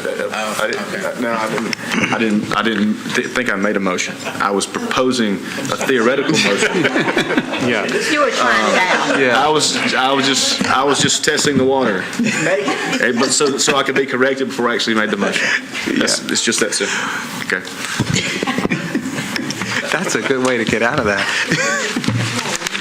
Well, just whomever makes the motion, just realize if you're approving it against their staff, we just Whatever need to. motion you make, tie it to the guidelines. There's even, just needs to pull it so that they'll know what they're tying it back to.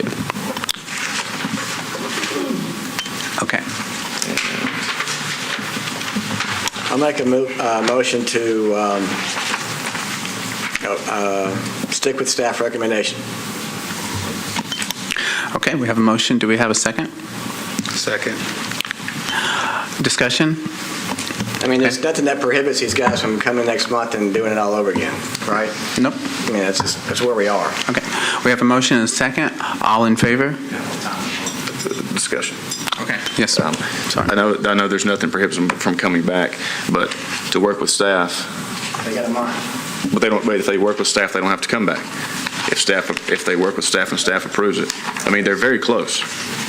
Would you not agree? You didn't make a motion. I made a motion. You voted on it. Well said. Okay, we have a motion and a second. All in favor? Yeah, aren't you going to say aye too? Okay, all opposed? No. Okay, motion does not carry. So, do I have another? Yeah. Okay, do I have another motion? We do.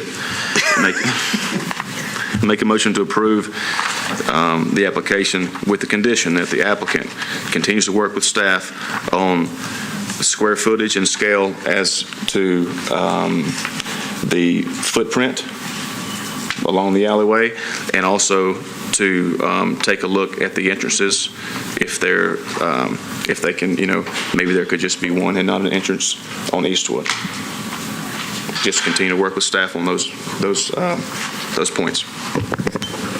May I make a request? Surely.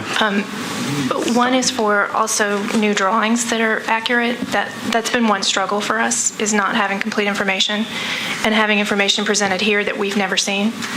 And maybe that was really very clear, but I'm a little bit concerned about us helping the applicant reach what you would like to see.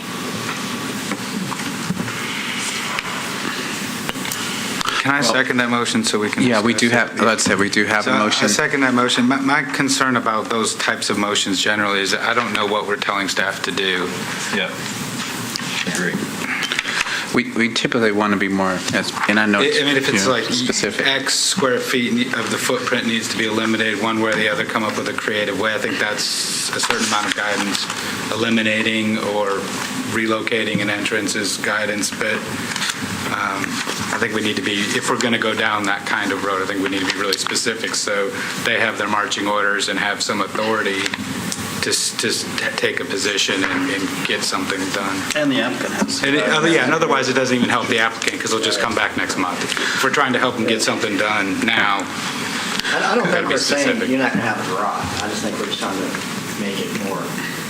Well, Do we have a motion? yeah, we do have a motion, and we actually even have a second right now, too. Go ahead. We are in discussion mode, though. Sorry, Point of order or whatever. I'm going to oppose the motion.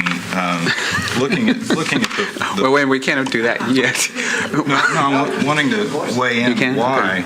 Okay. Because according to staff summary, the staff states that it does not meet sections 2BA, 2BB, 2BE, and 2I1 of the design guidelines.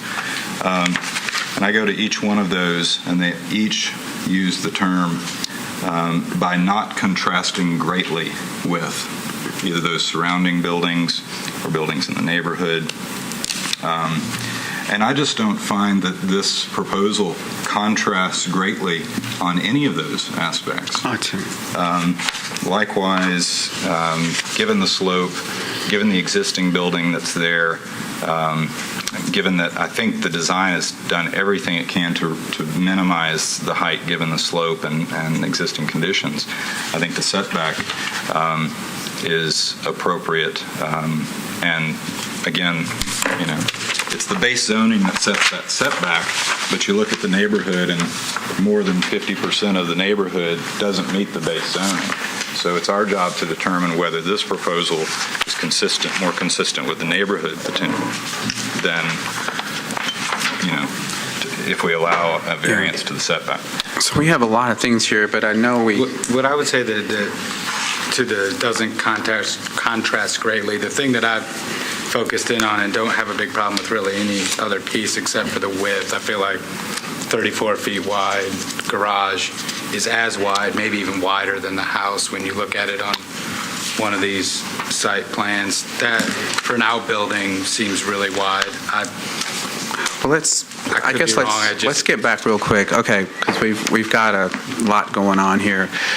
We need to get back to where we are, and then and maybe there's a more appropriate motion that the commission will feel comfortable with. But we do have one on the floor now, and we actually even have a second for it. So I feel like let's deal with that motion, and if we have to do a different one afterward, we can. We'll just depend on how it goes from there.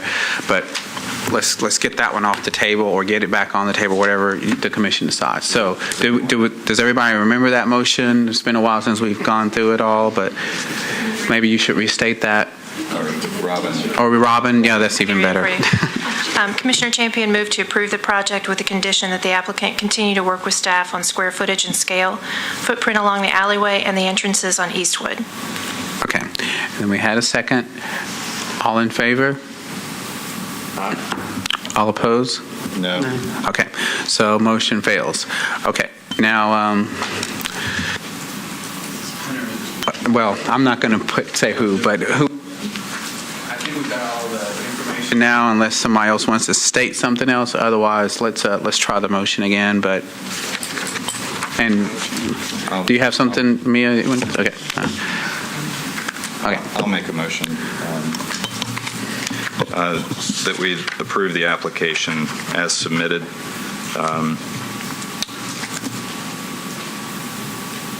Because it does meet the design guidelines with respect to height, scale, roof shape, and the specific requirements for outbuildings, in that it does not contrast greatly with surrounding historic buildings. Second. Okay. All right, we have a motion, a second. Any discussion? Okay. All in favor? Aye. All opposed? Opposed. Okay. Okay, so there were 3 opposed and 4. Okay. Okay. No? Need 5? Okay. I'll vote aye too then. So that's 5. Should we do hands now since it's got? I don't know that you can, only in the event of a tie. I got Bell and Fletcher as opposed. Is that correct? Was there There were 3. Okay, is that good?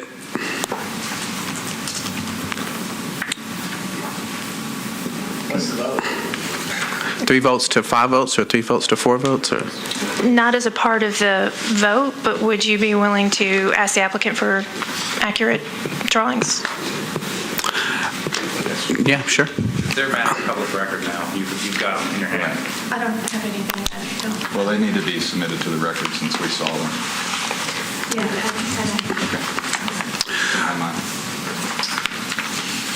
All right. Which one should be approved?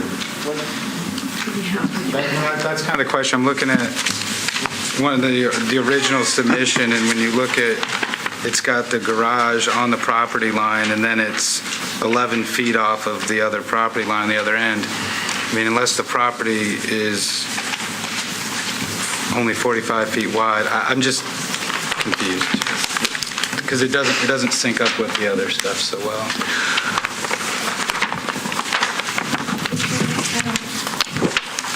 I tell you, why don't we, even though we've submitted these, with the applicant, submit the record drawings as part of it to staff, and yeah, would they please, yeah, give it to staff.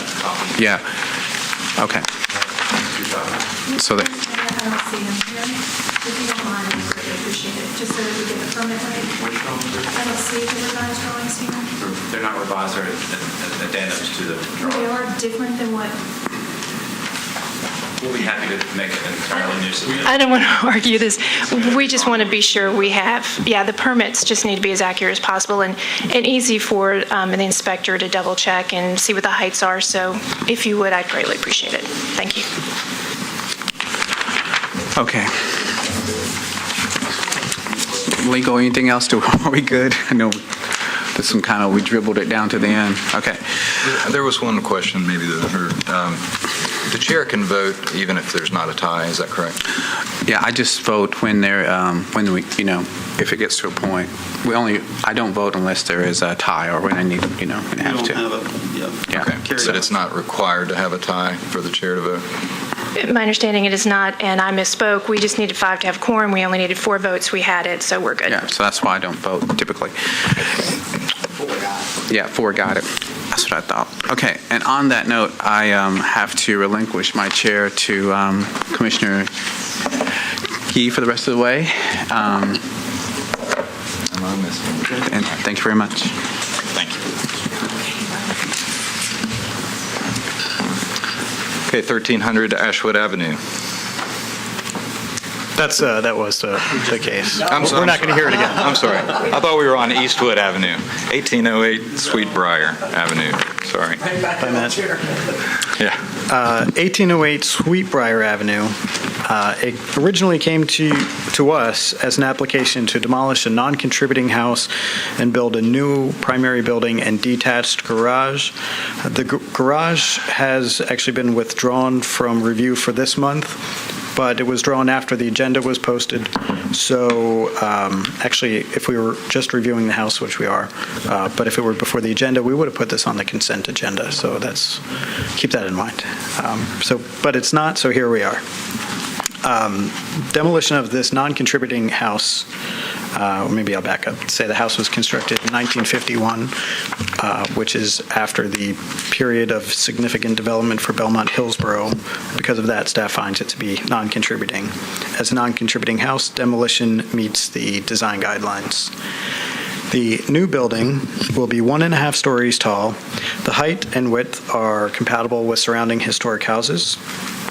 The front setback will be compatible with those of other houses on the street. Both historic and non-historic houses all have about a 60-foot deep front setback.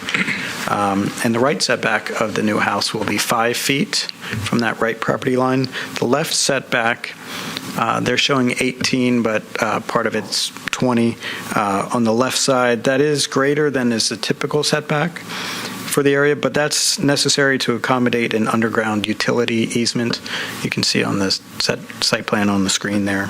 So factoring that, staff found the setbacks to be appropriate. The roof materials, windows would generally be appropriate as well with the following conditions: that the foundation height be uniform on the primary facades of the building, the porch floor slabs be increased to at least 8 inches in thickness, the front porch depth be increased to 6 feet, that the window configuration on the front elevation be revised to be more appropriate to the type of window openings found in the district. I think I've elaborated on that in your written staff recommendation. The eave overhangs be extended to 18 inches. Did staff approve brick color and texture of the half timbering work in the gable fields? That the lap siding on side elevations have a minimum reveal of 5 inches, and of course that revised drawings be submitted to reflect any approved conditions.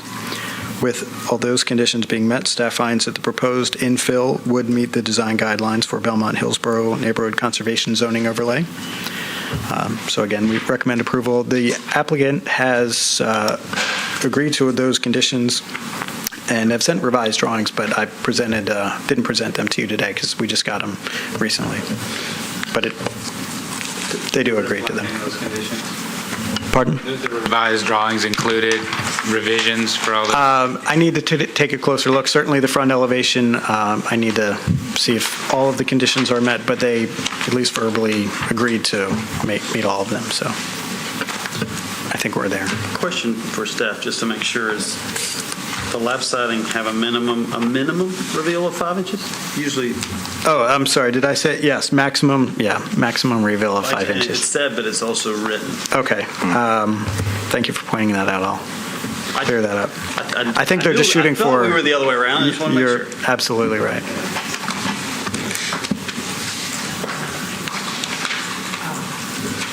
So are there other questions for staff?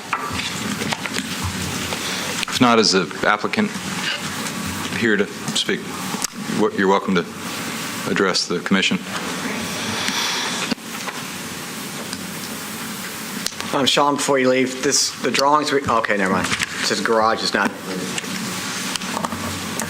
My name is Sandy Adams. I'm the architectural designer with Rigid Development, and I'm representing 1808 Sweetbriar, and I've been working with the staff for a couple of weeks on this, and I think we're all in agreement with the recommendations. I've actually already made, like he said, the changes that he recommended, except for the 18-inch overhangs, just because I overlooked them. So I do plan on doing that.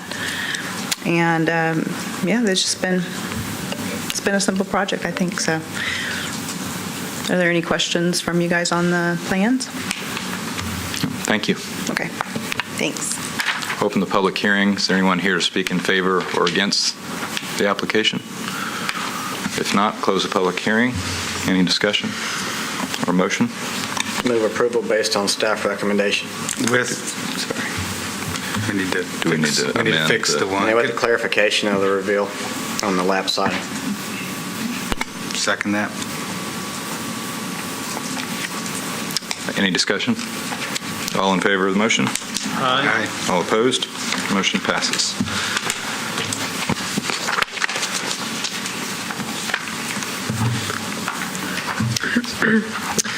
The next project is 1708 Cedar Lane. 1708 Cedar is an application for a new accessory structure that requires a setback reduction. Staff issued an administrative permit for a new addition to the property in January of this year, but the garage had to come before you because of the setback reduction. The property is located at the corner of Cedar Lane and Brightwood Avenue. The garage will be located in the rear of the property and will be accessed via Brightwood Avenue. Base zoning requires that an accessory structure be located that accessory structure that's on that faces a side street be located 20 feet from the side street property line. And the proposed site plan shows that the accessory structure is just 3 foot 2 inches from the side property line. Staff finds the reduction to the side setback appropriate in this instance because the location of historic outbuildings were of minimal distance from alleys and streets, and because there's a 10-foot wide public right-of-way between the property and the street, and this creates the perception of a larger setback. The applicant is also proposing a 29-foot wide driveway off of Brightwood Avenue. This is the equivalent to a double-width driveway. In the past, the commission has requested that driveways, where appropriate, should be a single lane.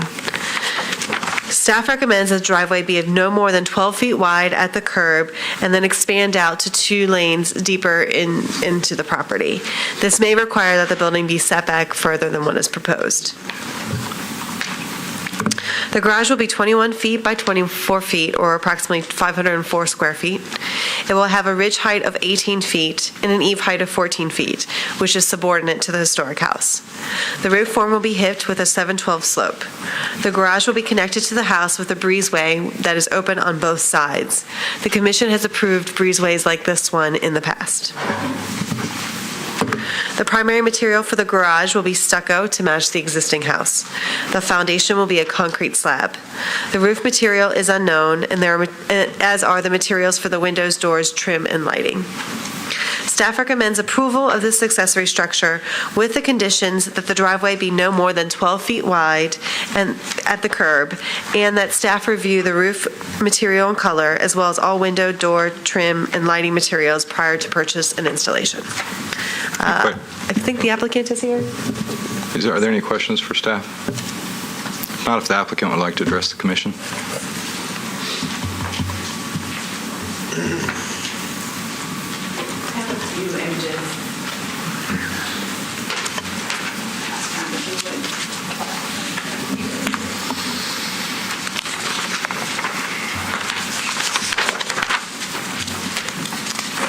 My name is Caitlin Smouse. I work for Allard Ward Architects, and I'm representing the owners of 1708 Cedar. We have been working with them for a few months now in this garage, and it's always been very important to preserve as much backyard as possible. So that's why we are, requesting the setback reduction and putting the garage as close as it is to Brightwood. We, however, feel that the 12-foot drive is too narrow for this garage. We think it creates a safety hazard because Brightwood is a boulevard, and it is one way there, and it's very hard to see if you're backing out or pulling in. And if we did narrow the driveway, there wouldn't be enough space for a car to actually pull straight in or out of the garage without hitting it or just impeding the vision quite a bit. So the pictures that I passed out are several garages in the neighborhood, some right down the street, and all are very similar to the garage we had proposed.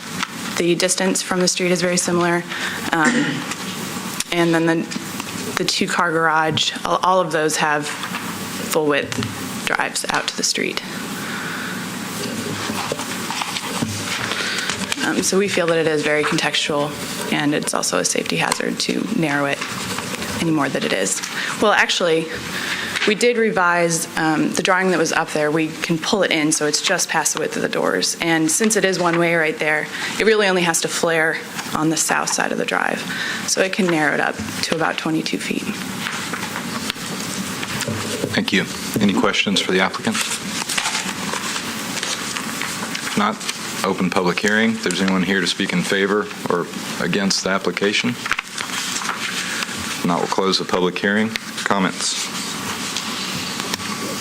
We are not looking at the addition or porch. No, those were approved at staff level. The breezeway is part of the application, I believe, but the staff is recommending approval of the breezeway. But the addition and the porch were approved at staff level because they met the criteria for staff level approval. Have y'all looked at the other driveways that the applicant has presented? I don't have a copy of what was passed out. We've certainly looked at the context, and historically, there aren't any driveways this wide. There is a rear alley, too, isn't there?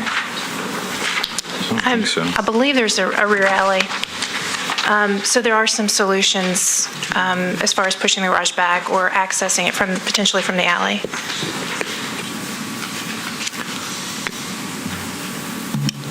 There is a rear alley if you look at the vicinity map in the staff recommendation.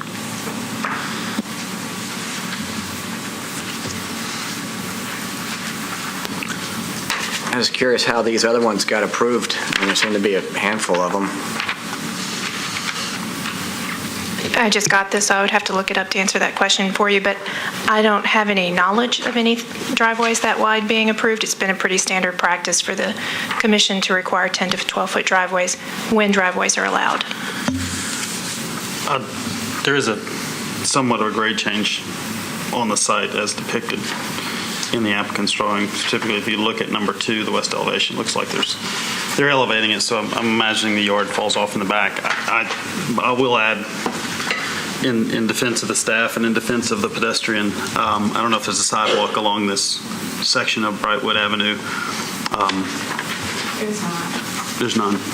So I typically would say that access, as much as possible, be limited on streets. But as the applicant has pointed out, it's a boulevard, kind of one way in, and there's no sidewalk there. Is curious if it could be improved at some point. These gigantic curb cuts are not typically desired in a urban residential neighborhood, but certainly they exist. I have a question for staff. Alternatively, has this commission approved tire strips or a pervious surface or pavers or something that might be more pedestrian friendly? It's kind of dependent on where in the neighborhood it is. Belmont Hillsborough is and Hillsborough West End too, is such a large they're both such large districts and they cover different time periods. So for those sections that were developed later, we've not asked for those as much. But for in those areas, close to Belmont where the buildings are older, we have asked for the strip driveways. Of course, we didn't ask for it here because wouldn't really be feasible on such a short span. So that's why we thought either the garage needs to be pushed back with one driveway that blooms out, or it needs to be pushed back towards the alley with alley access potentially.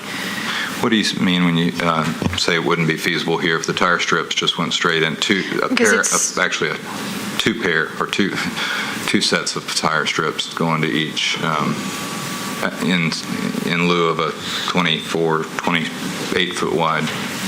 Again, we just thought there were some other solutions to keep it just to one. Yeah. So we didn't even investigate that. And then also, applicant pointed out that they could narrow down to 22 feet. If you see in the site plan, currently it appears that the driveway was going to flare out on one side and then also be wider on the other side for the trash receptacles. I think based on the width of the garage, that the 22-foot wide would be basically the same width as the garage doors, the two garage door openings, approximately. But perhaps the tire strips could be an alternate option. Potentially. I don't think it's possible to turn a car. I think they'd have to push the garage back. But staff finds the setback appropriate. What does the applicant think about tire strips? That's fine. There's actually no curb there.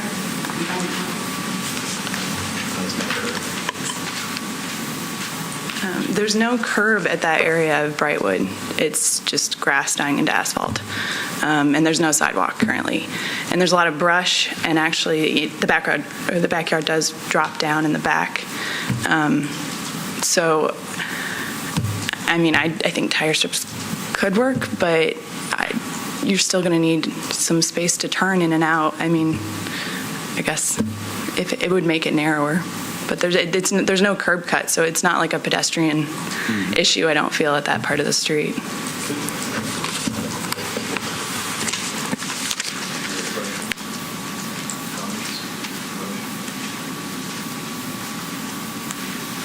I guess I didn't appreciate this at first, but I guess I am understanding the need to have some kind of, if it's a one-way, to have whatever the surface is, if it's in this location, needs to open up to one side, and that could be a challenge, I guess, with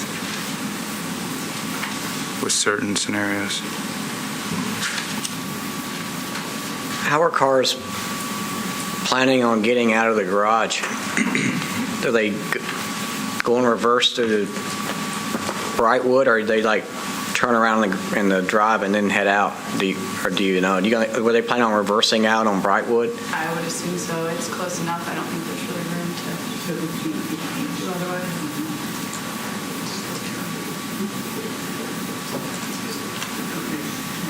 Yeah, that's kind of sinking in now too. Maybe that's part of the answer there, is we don't want to encourage that. It's the same reason I feel like a lot of the planning is trying to get away from pull-in parking on any kind of street and encourage more parallel parking. And maybe here the solution is in the alley, but I can understand them wanting to connect it. Could staff go to the one of the maps? In the staff report, it doesn't appear there is an alley. I'm sorry, we don't have in the presentation, I didn't include the map in the presentation, but if you look on page 2 of your staff recommendations, just on the back of the front cover page, there does appear to be an alley. Now, I'm not sure whether or not that's a improved alley. I believe it is. Yeah, there it is. Okay, I see. It looks like it is an improved alley from the aerial view. Thank you. Is there a existing curb? What's that in front of the house? Is that a drop-off for cars? It's a gravel area that they park currently. off to the side. So that's gravel, not asphalt, or it's not hard surface?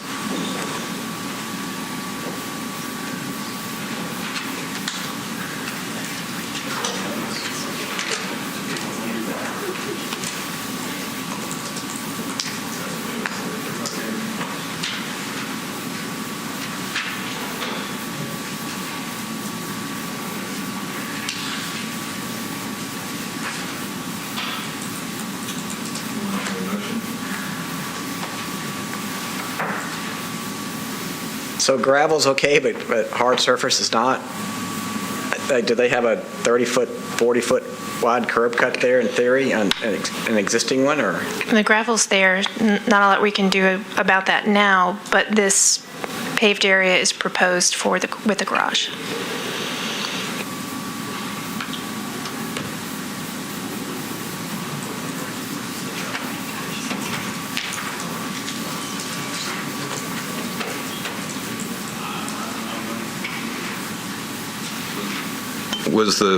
Was the gravel area approved as part of the original house application?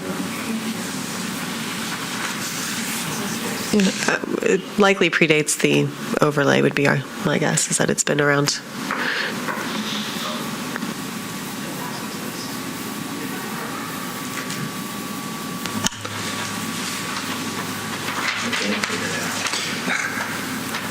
I move approval with the staff's recommendation.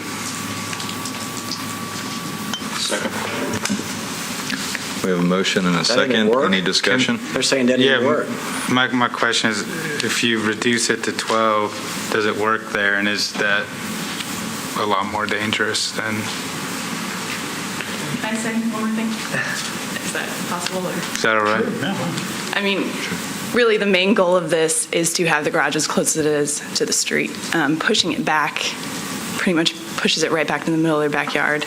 Putting it in the alley puts it 6 to 8 feet below the level of the house and far enough away where it's not convenient for them anymore.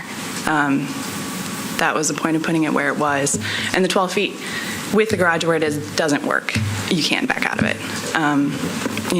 Those pictures clearly show that there's several new garages that have been built that are doing pretty much exactly this, and several old ones that are doing exactly this. So it just seems like it would be very contextual. Can I ask you a question? So on the other examples that you showed on the picture, were they also one-way street or were they two? Let's see. There are some on Brightwood where it is down. It's a one-way as well. I believe so, yeah. It continues to be a boulevard, a block down. Boulevard. Mm-hmm. Okay, thank you. Okay, so we have a motion and a second, is that right? To approve staff recommendation. I think there's there's been some discussion, and I'd like to maybe, as part of that discussion before I even consider amending the motion, I've advocated before, and I guess I'll continue here. There's not a sidewalk there. If there's alley access, I tend to think that's the appropriate place for cars to be. That's why they're there. Service and garages enter off the alley. That's kind of where I'm coming from. And I guess as I made the staff's recommendation in my mind, I was thinking even if it stayed in the same place, turn it 90 degrees. There is, as the applicant has pointed out, there's a significant grade change there that would involve some more steps and some different things going on. That's why I made the recommendation that I did, and so perhaps I should amend that motion to orient the garage to the alley. In its current location. In its current location would be approvable. So there's a motion to amend the motion. Any comments? So you're proposing to access the garage from the alley and just reorient where the garage doors would be and et cetera. Sort of flip it. Rotate it. Rotate it. Would it be preferable if you're going to go down that road to just move it all the way back to the alley, and would the applicant prefer that over its current location, I don't know, but we may want to consider that before maybe we could give them something better than, because I think the concern was about all the pavement in the backyard and wanting to have more green space. I suppose we could, the motion could be amended to include its current location or closer to the alley. I like that as idea. a possibility. If you all are willing to. I'd like to ask staff if they feel like they can make a judgment based on that, on the amended motion as to whether that would be appropriate or not. It would. Okay. So there's a motion to amend the original motion to rotate the garage in its current location to be accessed from the alley. Or to be moved all the way back to the end. Well, that's... All right, I'll second the amendment. Okay, all right, so let's vote. All in favor of the amendment to the motion, say aye. Aye. Any opposed? Okay. Now, was there another amendment to be made as far as an alternate location, potential alternate location to the original motion? Okay. Sorry, I thought we just gave them that option. No. We amended the motion. No, Ben's amendment would have had to have been amended, I believe. Okay. So I may not have followed that. If this may be duplicative, what I was trying to accomplish is amending the motion to also give staff the flexibility to work with the applicant to, in addition to reorienting the garage to have the doors face to the alley, also move the garage closer to the alley. And if it gets, I guess now I would add this, if it gets close enough to the alley, do away with the 12-foot requirement, because we typically don't require that in an alley. Is that right? There's a rear setback. In the rear, it would be a 10-foot off the alley if the garage doors face the alley, is what But once you get close enough to the alley, you can have the double in, right? On the alley, we would be okay with a double-width driveway, yeah. So I think I just made a mess of your motion with a long amendment, but I'm trying to give them all the flexibility because I think there's some different ways, and whatever the applicant would like, I think there's a lot of options we could offer them. Could I try to summarize what I think Please. I hear your motion to amend was to amend the amended motion with the garage in its current location or closer to the alley. Is that? Yes, and to the extent you get within 10 feet of the alley, it can be up to 20 feet wide, I think is what we typically allow for the driveway.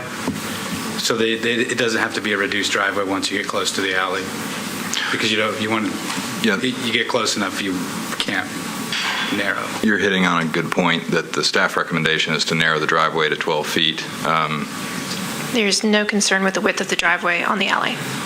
Okay. That's what I was trying to get at. So, okay. Second. Thank you. So there's another amendment to the motion. Everyone understand?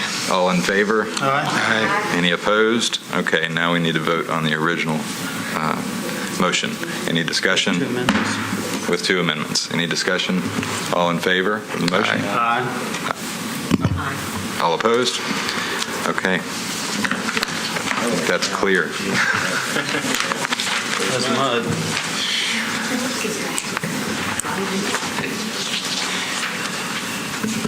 As human beings, we complicate everything. Yeah, I'm not sure they're going to be too thrilled with that. I apologize. We don't seem to have the correct presentation, so I have no images for you to show on the screen, but they are in your staff recommendation. The good news is, too, that we also recently got a color printer, so you can actually read the images in your staff recommendation instead of them looking like black blobs.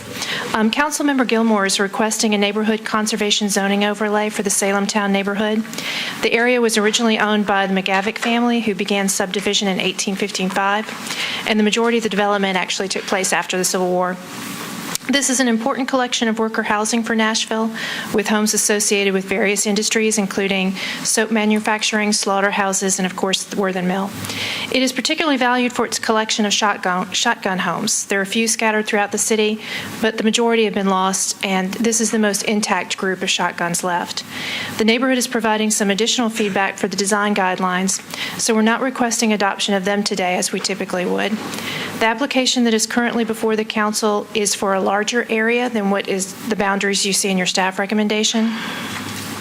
So if you agree that you would like to recommend this to council, if you would please make it clear that you are recommending the amended boundaries.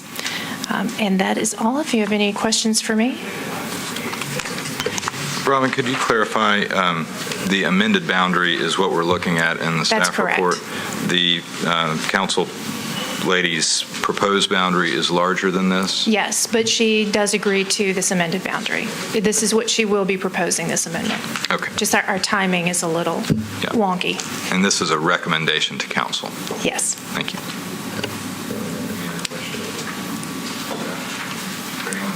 Is there anyone here to speak in favor or opposed? Council Lady Gilmore, welcome. Would you like to speak? Yeah, just for a second. Oh, that's okay. Thank you. I am Council Lady Gilmore, and I do support the Salem Town overlay, so I thank you for giving me the privilege. We're going to continue to work on it. The boundaries were larger, but I think after feedback with the neighbors and just talking to everyone and getting total buy-in, we agreed to decrease the boundaries, and we'll continue to work on it. So, yes, I would appreciate you looking at this and making a recommendation. Thank you so much. Thank you. Anyone else like to speak? Close the public hearing. Any questions, comments? Motion? I make the motion to approve per staff recommendations and per Council Lady Gilmore. Second. There's a motion and a second. Any discussion? All in favor? Aye. Any opposed? Motion passes.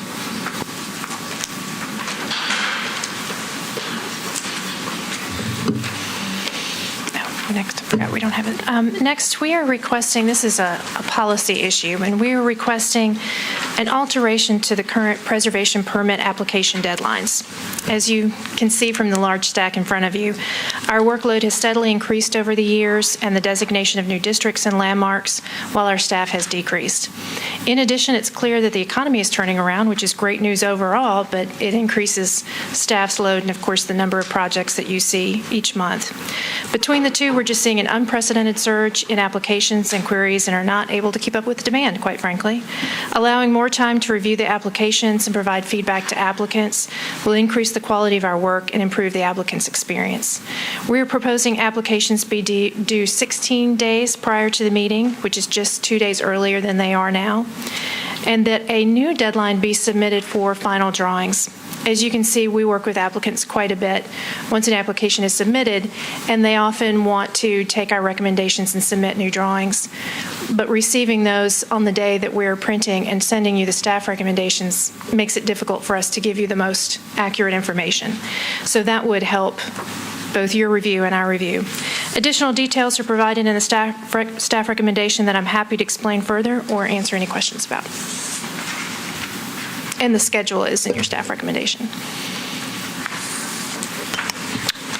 Any questions for staff? Is 2 days enough? Oh, we would always love more, but I think that 2 days is enough to give us time to look at them thoroughly enough, to get some comments back, to get revised drawings back if they want to revise them. It would help quite a lot. And I've got lost there for a minute. Are you also adding a requirement of revised drawings? Revised drawings are due, that may be the more critical piece here is that it would give additional deadline to the applicant and gives you something to be very clear about moving forward. Exactly. We don't have that deadline right now. And so, as I said, that means that we often get revisions at the last minute. It's too late to revise staff recommendations, and that way everyone understands what you're going to see. They know that you're not going to see drawings that were submitted to them 2 days before the meeting because they'll have that new deadline. In that regard, would it, I don't know that today with this recommendation, we create this policy on the spot here, but I think it might be helpful for us as a commission to create some guidelines or boundaries for additional information, some directive for applicants for additional information that will or will not be accepted as through the course of this hearing.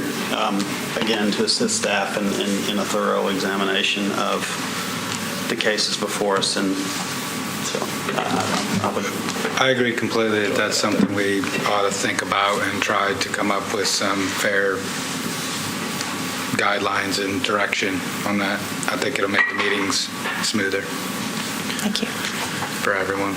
Yes. It's sort of off point to this recommendation, right? It is, but I think as part of the bigger picture, so that the applicant, and in fairness to the work that the staff does and us as commissioners, that, the information, certainly supplemental information, I'm not suggesting would not be accepted, but I think we might spend some time figuring out in what form that would be, because the staff is at a disadvantage of complete new drawings being submitted. I don't know whether we can do that or not. I wanted to make and that it could point. be as basic as making sure that people have X number of copies so that Robin has a copy when someone's asking her questions about something in front of us. And just Well, to that point, in the past, the commission has not accepted new information at the meeting because it is a burden to you and us to try to make sense of things at the last minute and on the fly. And so that may be something you want to continue. So we've in the past not allowed that, but we currently are? That's correct. Okay. I mean, it's a case-by-case basis. Okay. I mean, if someone is proposing a brick home and they want to bring in a brick sample, that's one thing. But complete new drawings, in the past, you've not accepted that new information. No. Well, that makes perfect sense. Susan, what do you? Maybe this is a different. Yeah, I think maybe the conversation needs to happen on the record. I don't know, but could we ask that Robin and Susan get together and try to figure out what is appropriate for putting some parameters on that and make a suggestion? I'll be happy to work with staff to try to come up with something that addresses the concerns of the commission and the staff. I have one semi-related question, related, I think, more specifically to the issue of when we sort of send an applicant back to work with staff on this, that, and the other. It makes me wish that we could defer and ask the staff, and could you explain, because at Planning Commission, the commission can defer at their will, but that's different here? Yes, the code talks about kind of the effect of that and why the commission is bound to get mutual agreement if something is deferred. But it reads 1740-420 preservation permit. Consideration of applications. The Historic Zoning Commission shall meet within 15 working days after receipt of an application for a preservation permit that includes sufficient data for review. Failure of the commission to act within 30 days after receipt of a sufficient application shall be deemed an approval, except when mutual agreement has been made to extend the time limit. So that's kind of the meat of that. If you defer it on your own motion, you're going to run up against that 30-day time limit because you only meet once a month. Some boards and commissions meet twice a month, so they can defer something by their own action and still meet their statutory or ordinance requirement to have a decision within a certain time frame. It just so happens that you meet once a month, so if you defer it by your own motion, you're going to be outside that 30-day time limit and it'll be an automatic approval. And the language of the code, though, sounds like we could ask an applicant if they are willing to, whereas in the past we generally have it's been somewhat implicit that it has to be the request of the applicant, that we can't ask them, but it just was a mutual agreement. It says mutual agreement, so I would... So that would open the door. To the point, we could threaten them with disapproval if they're not. What it does... I mean, it could encourage them. I think some of that we have encouraged people to do that sort of. Yeah, but it sounds like we can ask them to defer or ask them to agree to defer and work with the staff and bring it back before us again, right? Because it's always awkward either to disapprove, knowing that they're going to go back and reapply anyways, or, we've got a long list of things, we don't know exactly how it's going to turn out, but we're putting a lot of, obviously, faith in staff, so. And along the lines of decreasing staff levels, I think we wouldn't be doing, they've got this many to go for the next time, and if we bind them up with 2 or 3 every time we go in, pretty soon they're working with twice the number of cases that they have submissions for. Well, yeah. And I will add to that, as we talked about before, we spend a lot of time with each of the applicants trying to help them get to the point where it just automatically meets the guidelines and you'll approve it. So sometimes, unless the conditions are very specific that you want to add, saying work with staff puts us a little bit at a disadvantage because we've already done that. And they, understand what needs to happen, but they would like to ask you for that permission. So that's the only, for like one of those earlier today, I'm just nervous about making sure that we implement what you want because we've already tried to get them there and they didn't want to do those things. And certainly it's their right to come here and ask you for something different.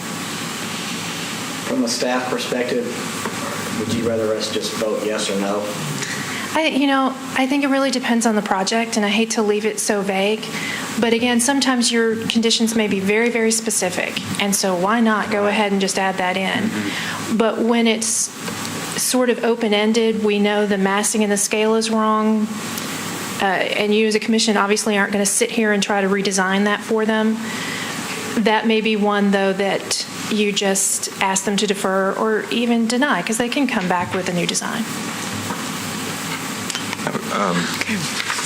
Does this recommendation, it needs our approval? It needs a vote Yes. from the, Yes. So we need to open a public hearing? And was it advertised? Does it have to be advertised? Yes, it was advertised on the agenda. Okay, so we'll open the public hearing for anyone who wants to speak in favor or against. Seeing none, we'll close the public hearing. Any additional questions for staff or comments? Motion? Move approval. Second. A motion and a second. All in favor? Aye. Any opposed? I'm sorry, I didn't see the second.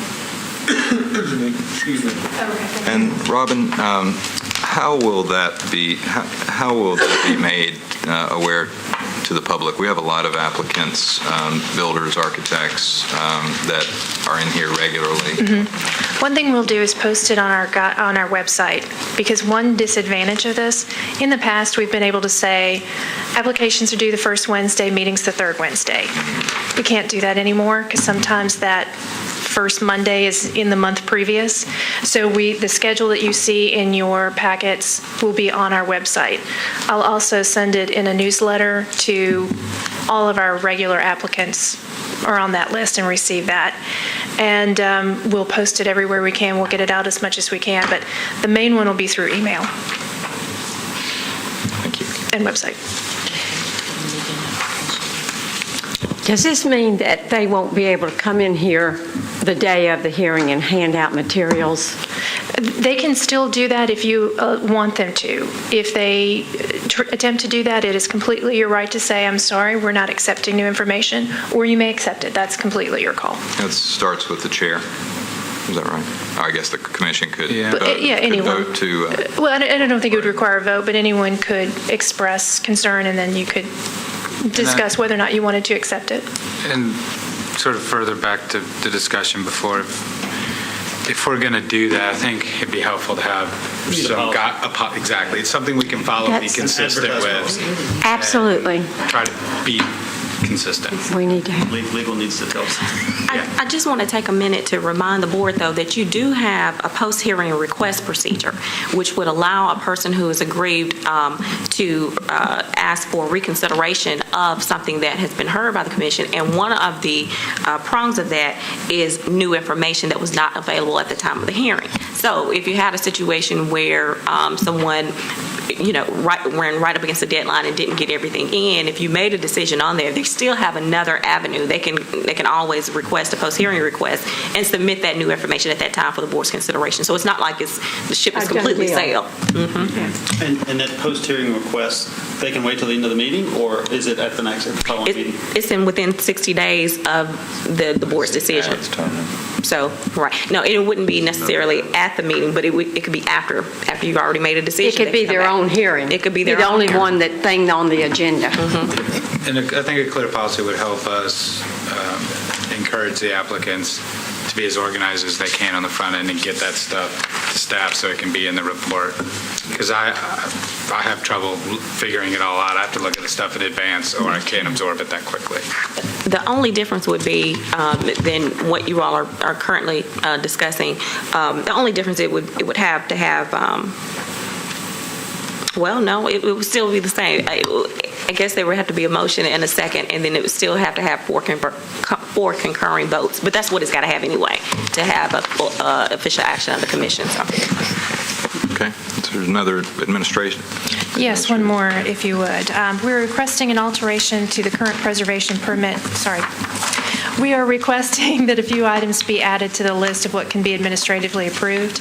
As explained in the permit application deadline discussion, this will allow us to work more effectively and provide a better product. We'd like to be able to review demolition of non-contributing primary buildings, front additions to non-contributing buildings, and ridge raises. Back to the demolition of non-contributing buildings, this type of demolition to date has not been a concern of any of the neighborhoods. We would, of course, continue to bring you anything that looked like, it was sort of borderline. If we had any question about its contributory status, we'd still bring that to you. And in terms of front additions, these requests are usually fairly simple porches or maybe the alteration of windows and doors, again, on non-historic buildings. And they've all improved the compatibility of those non-contributing buildings in terms of the historic character of the district. But again, we would still bring you any requests that we didn't think met the guidelines or was more complicated than the typical porch or window alteration. And in terms of ridge raises, this is something the Commission agreed to a few years ago. And it's only for side gable homes. It's only 2 feet, and it has to be cut into the sides by 2 feet. But it's something that allows them to use attic space. To be perfectly honest, that usually comes with an addition or a large dormer, so that may not help us keep items off the agenda and provide the applicant with a quicker response. But it's one more thing that we felt comfortable asking you for us to allow approval of. And Robin, the standards you just mentioned with the ridge raises, those are consistent across all of our overlays? Yes, good point, yes. And that's 2 feet in height and... Right, and 2 feet cut in from the sidewalls. Okay. Not from the fascia, but from the sidewall. From the sidewalls. We'd be adding these to the list of things. What's the fascia? That don't even show up on the consent agenda, they just are on that little list. Those would be permits we could issue immediately.